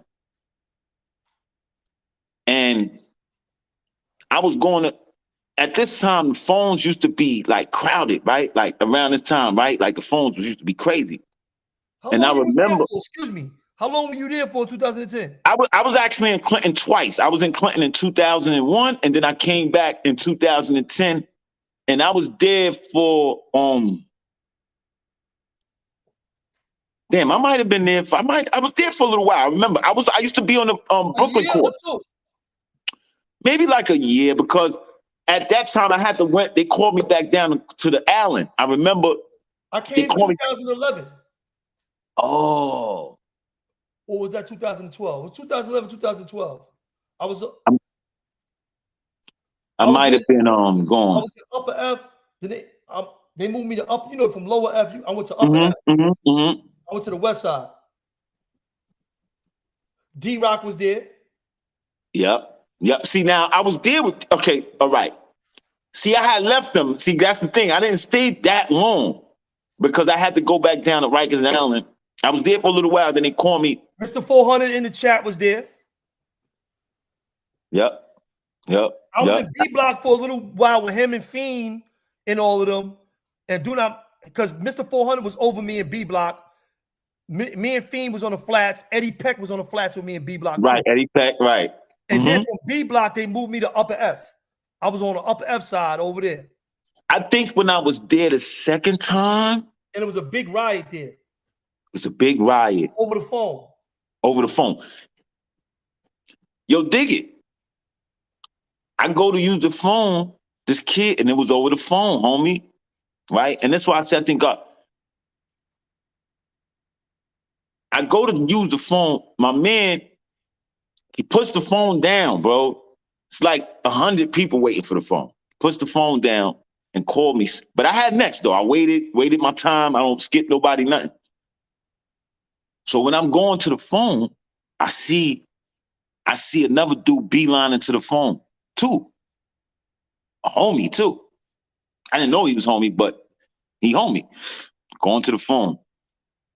So I see him. In my mind, I'm like, I'm not running. I'm not doing none of that. So I get to the phone. He get to the phone. He grabbed the phone. I grabbed the phone. He grabbed the same phone. And I'm like, yo, I had next. So he like, nah, I had next. So I'm like, you couldn't have had next. My man just got off the phone. Now I need you to keep in mind, Moshe, in situations like that, I really don't have a lot of words. I don't. As I'm talking to him, I'm telling you a real situation. Keep in mind, homie, I'm short to go. This is 2010. I go to the board 2011. As I'm talking to him, I got a scalpel in my mouth. The only thing that's on my mind is like, damn, son, I'm about to, like, it was a split second thought because these are the two things I'm saying, damn. I'm about to fuck a lot of shit up if I pull this scalpel out. That's number one. Number two is, this was getting me more mad. Homie, I'm not a petty dude. I don't want to get into nothing over this fucking phone. My family is not like that, bro. Like, I can't call them. When I caught my new charge, bro, I never told my family. Homie, bro, listen, my mom didn't find out I catch a new charge till I came home. My sisters and brothers, none of them knew that. I don't come from that type of family that would understand that. They're not understanding that, bro. They're not understanding that. So this is what I'm saying. Some people can do shit and they don't give a fuck their family. They can say shit. My family was there for me. Packages, commissary, everything. The whole time. They don't want to hear that, bro. My family knew everything. I ain't gonna lie. I had a different family. Yeah, like some people. Yo, listen, I wish I had the family you had. Yo, homie, my mom. Family I would never withhold what I was going through with my family. You know, they was there for me from the door when I left, when I went in there to when I came out. But I would never withhold, gang banging, none of the shit I was doing at the time in prison, because whatever happened to me, I didn't want them to have a false narrative of my life. You know what I'm saying? But they knew everything. My moms, everybody knew everything. And all my guys in the street, they was telling my moms. Then dudes is like, so it was crazy, bro. Dudes that's like, deep. That's deep, and I would like to have that conversation. They thought I was in there. They thought I didn't want to come home. I was doing things to stay in prison. To not come home. Like? You know what that feels like, though? To hear your people say, like, yo, bro, they think you don't want to come home out here. I'm like, are you serious, bro? It's just how jail happens. And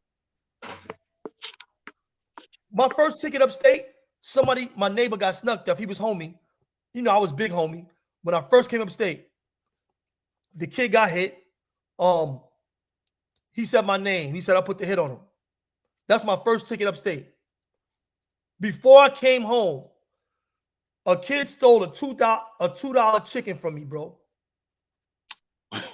He's home right now. Look, and I talked to. He was a gangbanger too, and I seen him because he used to go. He was a good kid. I looked out for him. He came out the box. He came to my house. I was in the medium, and I knew he did it I had slippers on. I just came from the phone. I seen them come out of my cell, out of my room, because they had room. I was like, go on. Right. They had rooms. Wow. I put my boots on. He's a young kid. I grabbed this kid. I grabbed him by his neck. And you know the rules for even the smallest stuff in prison. And he was like, don't hit me, bro. And I let this kid go. You heard? And I let this kid go. I threw him to the side because I knew it was a waste of my energy. And, I'm good. My family treats me right. I'm good. If I do something to this kid and catch a new charge right now, I know I'm not going to make my parole board. I know I'm not going home. And I just dropped down to a meeting. They told me they gave me a year. They hit me with a year at my sixth board. They hit me with a year. They said, don't come to us with no more tickets. We give you a year. It's the first time I ever got hit with a year. This is like 2 months before I go to my parole board, bro. Wow. So look, check it out. So I grabbed this kid. He like, don't hit me, homie. I throw him to the side. I ain't banging. These kids is banging. I'm going in on him. He was a brim. I'm like, I'm telling the brims, because these kids, they're gonna listen to me. I'm like, I'm telling the brims, you stealing shit, you know what it is. I went back and thought about it. Do I want this kid to get hurt? If I wanted to hurt him, I would have hurt him myself. So, right. I went back to him. I said, you know what, bro? I ain't gonna tell the homies. It was some homies in the house. I talked to them. I said, yo, don't tell the homies. You know what I'm saying? I said, don't even tell them. Let's leave that shit in the house. Deuce gave me back my shit because he sold it for Deuce. He sold it for K2. Wow. And I would have gave it to him. I would have gave him shit. Check it out. Look. This is the crazy shit. So I said, yo, bro, listen. I ain't even gonna tell the brims because I know what they're gonna do to you. And I don't want to see you hurt. Because if that's the case, I'd have did it myself. Real talk. This is the change in my life. Check it out. It gets back to them. I know they pushing him. He's a little kid. So they pushing him around. He moving Brocky. He moving strange. I end up having to get some shit. And I'm like, yo, what's up? Come over here and your family's not going to recognize you. I'm really with it. I really do this. And I'm like, yo, so come in here, bring whoever you want, and let's get this out the way because you moving strange. I told you don't move strange. This is like a week after the situation. You heard? I came there. I gave him an ultimatum. I said, bring your shit in here and let's get this over with or leave. You can't live around me no more because I told you after the situation, I didn't take that to them and you moving funny. You moving Brocky around me. You know what I'm saying? He was moving funny. He comes in there. He comes into the area and he don't got it. I got it. I'm ready. So I'm like, let's go. He like, yo, big bro. He like, big bro. Nah, let me just talk to you. Let me talk to you. I talked to the kid. This is facts, bro. Check it out. I talked to him. I let him ride. The next day, guess what? He gets packed up and goes home the next day. Oh. He get packed up. He says to me, yo, look, it goes home. You know what I do? Gave him what he wanted. Yo, good looking. Yo, I said, yo, go home, bro. I made my parole board. Let me tell you something. Oh. That was mine. I went home after that. That was mine. He's out here right now, too. That's the first ticket I caught when I came upstate. And that was my test from God to see if I was ready. To see if I was ready for freedom, bro. The same shit that the kid got hit for in 1999 in Sing Sing. It's paying right back around. With that same shit a month or 2 months before I came home, bro. Hey, yo, hit that like button, man. The same test. This time I passed it. I let him ride. I did everything in my power not to have this kid hurt, even when he was moving funny like he was going to transgress. And you know how this shit go. We've been in prison, bro. You move strange, bro. That's enough to get you hurt. You know what I'm saying? And I did everything because let me tell you something. How I went into prison, like you said, one of my main thoughts was when I changed my way of thinking was I'm always going to do everything in every circumstances and when I'm in a situation so that we both come out a winner. Right. Not, I could have easily won. I could have went to the yard and told the homies, like, yo, this dude right here, he a sneak thief. I just caught him in front of everybody. Now would have been a wrap. You know, they'd have smoked him. Or they'd have been like, yo, go ahead, big bro, do what you do with him. I could have did it anyway.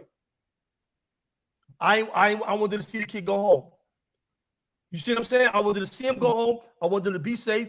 I ain't want him to get hurt. You know what I'm saying? He didn't get hurt. He made it out. And I went home right after that. Wow. You know, right after that, bro. You know, that's crazy because look, when that incident happened with me and Clinton, and he grabbed the phone and I grabbed the phone, look what happened. I told you I got a scalpel on my mouth as we talking. It just so happened it was another homie on the phone next to us. Your homie, word the mother, son, he said, nah, homie, get on this phone. I'm about to get off. Get on this phone. And he let the phone go. But homie, we both got the phone. And what I said, damn, you know. One second. They about to hit our doors. We're about to go out. So I'm going to holler at you brothers later. Okay. I appreciate y'all for including me into the conversations, into the building. I'm with y'all no matter what. So let me go out here and thank you. Some little things. Yeah. Thank you for your presence, man. I thank you for your dialogue too. All the time, man. All love, man. All love. Y'all want to follow me? Y'all go to my my Instagram at Freedom4J Burton. Freedom #4J Burton, and we can do our things. If y'all want to order my memoir, The Life and Times of a LA Blood by Jay Burton, go to Amazon. The Life and Times of a LA Blood by Jay Burton. Y'all have a good one. Y'all stay focused, brother. I love y'all, man. You too, man. Love you too, bro. All right now. That's right. Tell you, when I get out, we really gonna be doing it big, all of us. All right, bros. That's right, man. Peace. Yo, listen, man. We've been on for 3 hours. Man, we can stay on for all day, man. But we got to do. No doubt. Listen, man. Listen, is there anything else? I mean, what are you doing right now, Sundhe? I mean, where you at now in terms of, you know, where you working at, the stuff you're doing with the work you're doing, involved in? What's going on with you, man? There's a right now I'm in I'm writing a book.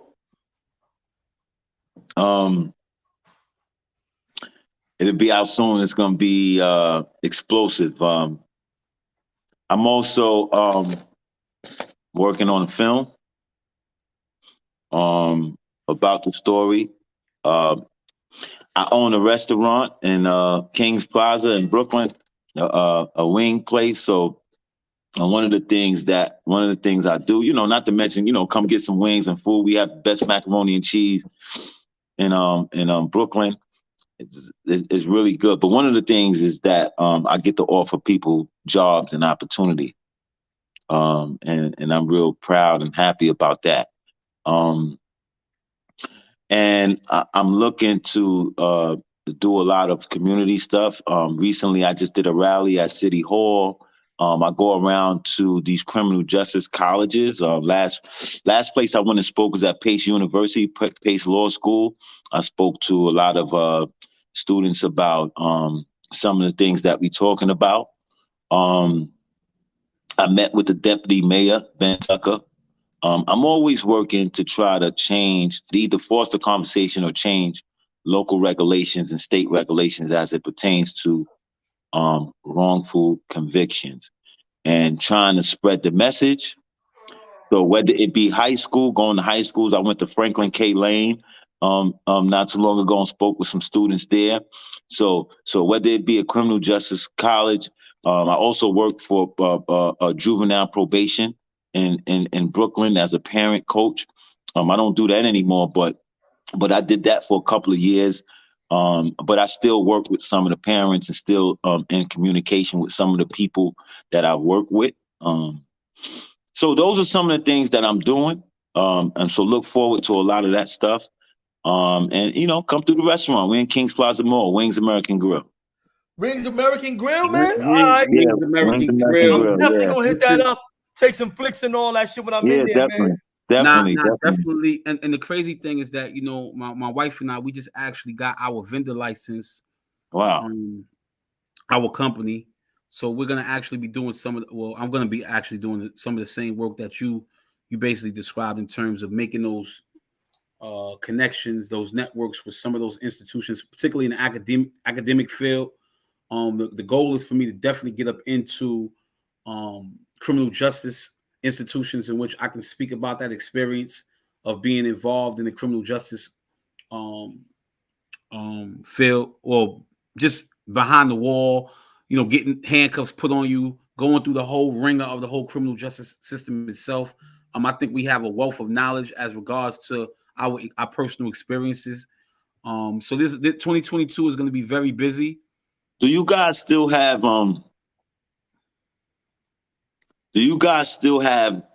connection and ties? Like, for me, let me speak for myself. I still go see people in prison. I'm not one of those guys that have too much going on that I can't. Like, I go visit people, right? And people write to me and I help them. I write letters because I own a business. So I can write a letter and offer a job for a prisoner, right? For his parole board, which I have done. And it wasn't just a lie. I'll give you a job, right? So there's people that work at my spot. And then the connections inside. A lot of the times, and the reason why I'm asking is a lot of the times that I like to help the people that need the help that's inside, because I know what it feels like to be abandoned, right? And nobody answering your letters, ain't really nobody coming to see you. And there's some solid individuals like Turf and, you know, Kuku B, just different people, right? That we've been able to connect ourselves with. I didn't do a little bit of time. In 18 and a half years, I met a lot of good brothers. Wow. I met a lot of good people, bro. Facts. You know, and I didn't forget about those individuals. Of course, we can't do everything for everybody, but I try. And I'm not talking about one or two. I've been home 8 years now.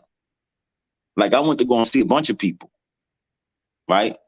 And, you know, sent a bunch of people money, pictures, you know, even people who I really don't even know, to be honest with you, right? Like, I might casually know them, I'm saying, right? Because we might have been in the same jail together, right? And I didn't never meet Moshe, but I know who Moshe is, right? So, like, me and Blue Boy was in the spot.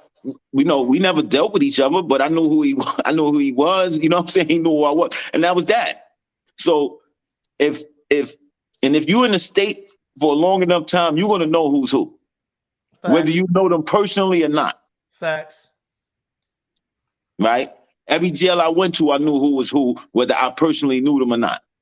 Yeah, we were just talking about that last week because, like you, I never had the chance of meeting Blue Boy. Right. You know, so there's a lot of people that I know of in the state that I didn't never personally meet.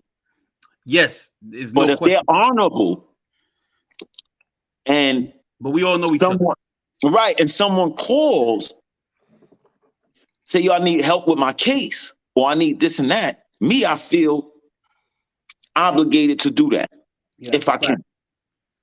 You know what I'm saying? Or connect them with the right people in the very least. You know what I'm saying? So it's just that thing. And my question to y'all was, are y'all still connected with individuals in the prison system? Yeah, look, you see, we was just on live. I got the call from Turf. Listen, I get at least on a daily basis, on average, I probably hear at least from like between Rikers Island and up top, at least 3 or 4 people every day, like every single day. And I'm not talking about emails and stuff. It's always the phone line is always open to speak to the peoples that's locked up, and that's on average. Sometimes it'd be so crazy, bro. They the only ones I leave meeting for. I'm assistant director. I leave meetings. I'm like, yo, I gotta answer this phone call. Like straight. Do you feel you still have influence? Yeah. In prison, meaning when something comes across your ear, and I know everything don't come across your ear, but if and when that opportunity presents itself and something come across your ear that's going on maybe with the homies, right? Yeah. Do you still have enough? Because you may not even know these people, because I know it's a whole new era. You know what I'm saying? Yeah. You older, it's young dudes, and it's a whole new thing. So do you still have enough communication and maybe influence that maybe can help the situation with our brothers in prison? Like, can they call Mikey B and say, Mikey B, this is going on, what do you think? Can you give some insight? What do you think should happen? I get like it's hard because, like I said, I'm no longer a part of the gang structure, but a lot of people, I got a lot of love. I got a lot of love, bro. A lot of people, and I showed a lot of love and I get a lot of love. So, the connection is always there. Guys reach out to me all the time, for assistance in different areas, as far as maybe they might have a son or a family member that's somewhere, and I might know somebody. Keep an eye out on this. Whatever I could do, let me tell you something, because a lot of times we went out of our way to do bullshit in our lives. Right. This is the reality of my life. I can't sugarcoat it. I would never, I only could be the real me. I go out of my way to do good things in people's lives now. So if I can help, I like that. If I can see who's where, I don't know nobody that's in Attica right now that I can contact, but I know if I put the feelers out or look, I can find somebody in Attica, and if I can stop something from happening, I'm always with that. I'm always with helping any way I can. I'm always trying to use my voice in any positive way I can. Like you said, I go to rallies. I attend Zoom meetings, communities not cages. I done talk to senators. I done talk to congressmen. I do all of that. You know what I'm saying? I'm always working behind the scene. I'm always trying to help brothers in prison.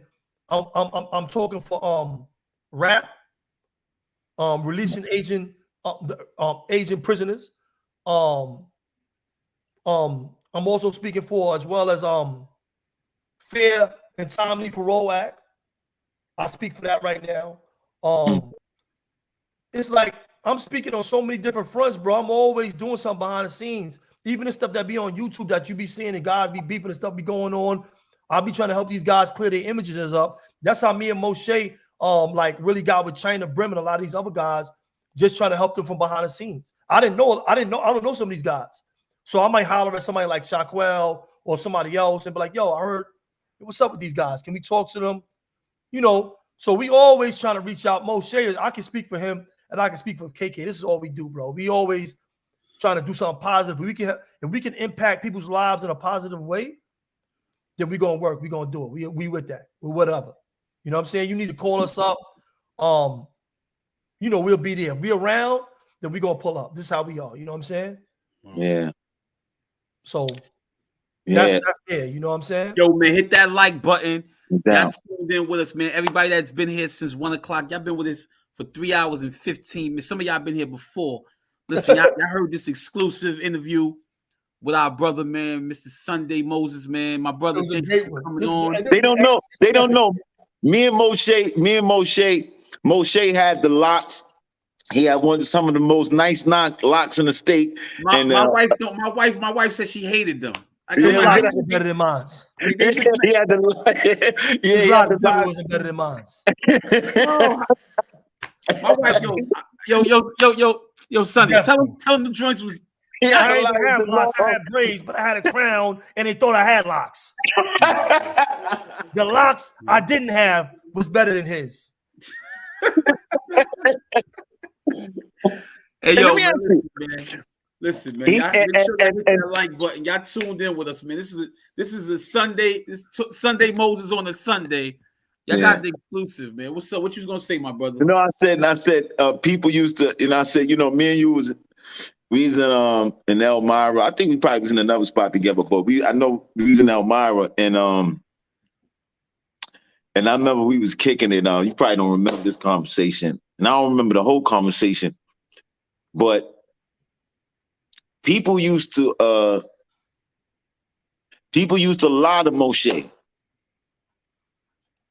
about what certain situations was about, because they knew that he would not sanction nonsense. Yo, and I always respected him because of that, because of his clear sight of what should be done and what shouldn't be done. Facts, I understand.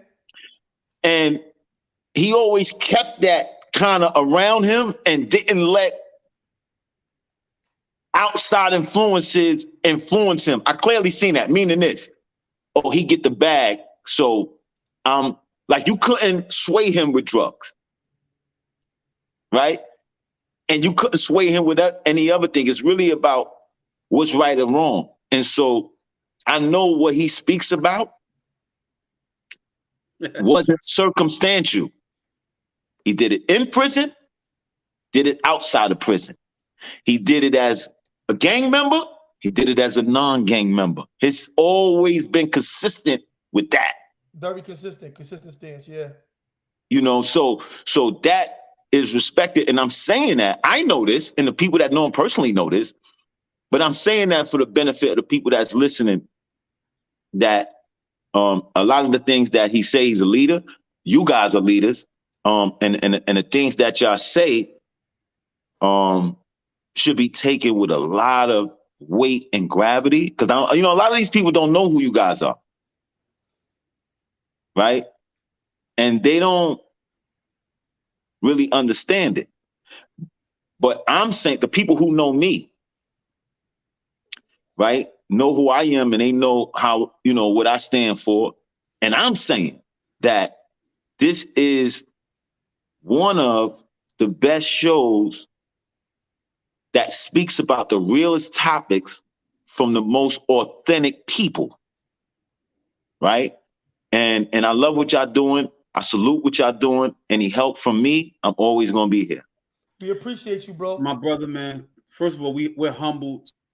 Speaking on my brother Mikey B's behalf and KK, man, we truly appreciate that, because when we put our heads together, this is exactly what we wanted. But you've helped us out so much with being here to speak your truth about the injustice that you endured. You know what I mean? Just so that other people can hear that. Like, what better way to help us help you help the people out there?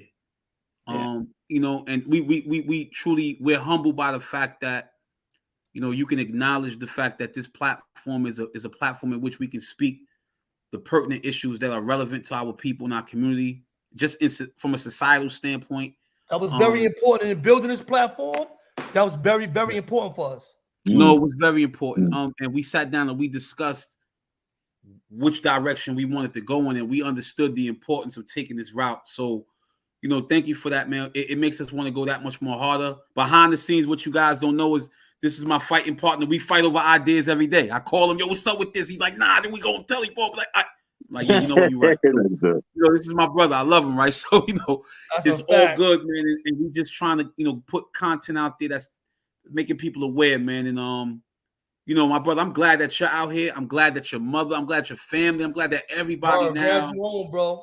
Yo, bro, that it's so beautiful, man. I see some of the photos, and I think let me show you my picture. You had to, what I'm saying? How did they feel about that process, right? Let me show you my picture. Yeah, let's see them, man. Cause I know they was like, yo. Hey, yo, he was talking about us going upstate, man. We parole, man.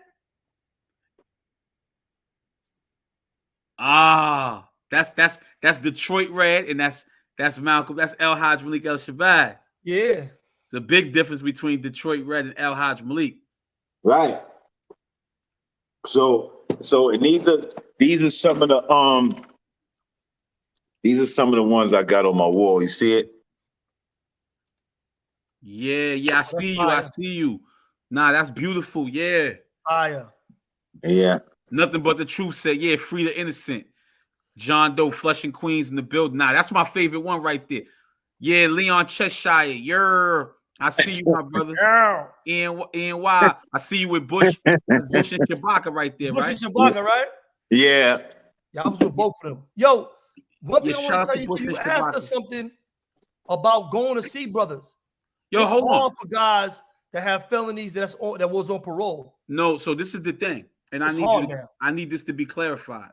So, first of all, where I work at, where you work at, where some of us work at, doing working for community-based organizations, a significant percentage of us are formerly incarcerated. So the notion that we can't be in the presence of other felons is absurd. That's number one. Number two is that if you have companies like I have, I'm a consultant. I speak on various topics. One of those topics might be gang violence. You call me, I speak on it. You can't tell me did not associate with felons when in the course of my business, I'm speaking to the youth. So if, for instance, we were invited to speak, we would be doing so in our official capacities. We would not be doing so as quote unquote formerly incarcerated, hanging out to indulge in illegitimate activities. That's not right. So there needs to be and those things are never clearly established and defined, but we have to be the ones to be able to control that narrative and be able to explain what that actually means. But that's right. Free P Brim. That's right. We want him out too. Get him out here. We want to eat with him. We want to take him out to dinner. We want to put some food in his Scar Brim too. We want to put some food in his belly. But like they're giving guys that were on parole or have felonies a hard time on going back to see guys in prison on a personal social basis. I didn't know. If you're already in 5 years after you get a parole, you have to wait 5 years more now. Wow. In New York State, that's in the books. That's crazy. That sounds like that just sounds that's law. I'm gonna look into that. That's DOC law right now. I'm gonna look into that. Certain prisons, free bum facts, are pushing it more than others. But one of my guys, and he's actually, I don't want to, put him out there, but he's actually working. He's about to be working back in prison. One way or another, he's going to be working in prison. But being that he was on parole, even though he's off parole, they're saying he went to see a couple of people, and they're saying 5 years, like especially Elmira in certain prisons, you have to be off parole for 5 years. Off parole before you can go see somebody now. Wow. That's the actual law for New York State Department of Corrections. So it's hard. They're making it hard for guys to go and support people that's in prison. You know how it is, man. They don't want you to have no support. Yeah, they don't want you to have no support. They don't want you to have no support, bro. And they see people coming back and supporting each other. They see it all. We see guys on the visit floor when we was in prison coming back to see other prisoners. I seen Shabaka on a prison to come see WAG on festivals with me, Turf, and all of us. We was all Kabir. We was all in festivals. I done seen we all in the yard or outside with Shabaka. They don't like to see that support, but y'all exonerated, so the circumstances are different. Y'all not on parole. Y'all don't have. Y'all not on parole. Right. So it's different. They're giving us a hard time now. And that's something. I didn't know that, but it's something now that I'm gonna include and try to speak about whenever I get the opportunity to address it too. Yeah, no, I'm inshallah, I'm gonna look into that and figure out, why that exists and what we can do to definitely try to change that. Because that, like I said, certain prisons are on it more than others. So yeah, but like Elmira, or 5 Point, they on it. They bought a book. They on you. I think at some point in time, a coalition needs to be had where there's a point person that we can speak to in Albany. Like, I'm gonna start sending y'all guys the links. I'm gonna get y'all numbers, and when I have these meetings with all these different organizations, I'm sending y'all the links so y'all can tune into these meetings as well, because we be having the representatives and we be talking to our congressmen. We out here paying taxes, like you said. right. We constitutions as well. So you know, you govern us. You're our executive. We're supposed to talk to you when we had these problems, and this is what we've been doing. So you know, a lot of these organizations, they ask you to contact your actual, you know, person for this bill. Right. When you push in the bills, you know how it would go. But yo, it's different, man. I can't even call it, man. Definitely. But I think we need to you know, just start having dialogue with the people who can push buttons and facilitate some of the things that we want. You know, Albany, you know, identifying names. I need to speak to so and so. I need to speak with Miss so and so or Mr. so and so, commissioner of this, deputy commissioner of this, you know, or whatever, and be able to actually have a person who can hear us and push a button, right? Whether they do or not, just somebody that we can identify with to address certain issues. And I guess that, you know, that comes in time and with time, and we all moving and working. But I think that that's one of the things, you know, and I say that about every organization, right? If you could pick up the phone, homie, if you could pick up the phone, if somebody in my neighborhood got arrested and I was able to pick up the phone and look into it by being able to call somebody higher up in the precinct on Albany, I would love that. I ain't asking you to do me no favors. I don't want no favors. What I want, because I know that we be treated so wrong, I don't need no favors. All I need to do is be able to dialogue with you. And when something happened, I can call you and be like, yo, this person was done wrong in my neighborhood. This is what happened, right? Or this person is being done wrong in prison, right? I can call Albany and say, listen, this is what's happening. You should look into it. And these are the people, we need to identify the people that actually want to work with us in these different organizations, right? And these different places. Because I went to City Hall, bro, and we invited all these different people, and the police department, they killed them in there. They killed the police department for not showing up at this type of discussion, right? The district attorney's office came, police department didn't come. Whenever we talking about something important, we invite the police department. We don't exclude them. Y'all not the enemy. We know who the enemy is, right? And a lot of times they never take the invitation. The invitation. And what it does for you and your platform, like one day you guys might decide to have a cop up there with y'all. Absolutely, we want to bring. You guys might decide to have somebody like that up there with y'all, politician or cop or lawyer, just to get their take on certain things. No, we have to. In fact, I actually have an officer who wants to come up here. Like, I mean, literally, we have to have that conversation if we're gonna have that realistic. You know, if we're talking about realistic change. So yeah, we have to have those various sides of the coin. I totally agree. Well, listen, man.